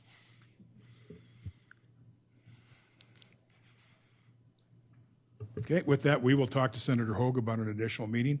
I don't think we can get that in till after the deadline, so, and that might be okay, because then we might know what's coming, and we can talk about what we like, what we don't like Oh, about we'll each of the just- individual bills that makes it, and then we can move forward from there, so. I think that would be the smart thing, is to get back together prior to when the bill drafts have been approved by management, to then further look and work at that. We will have legislative counsel contact Senator Hogan, have that approved for us. Okay, hearing nothing else for this committee, we will be adjourned. Oh, thank God. I'm ready to get up. Oh, I know. Oh, on. All right, everybody. Thanks for hanging in there. Whenever they do the hearing, we'll Yeah. definitely live stream it. But this was tough.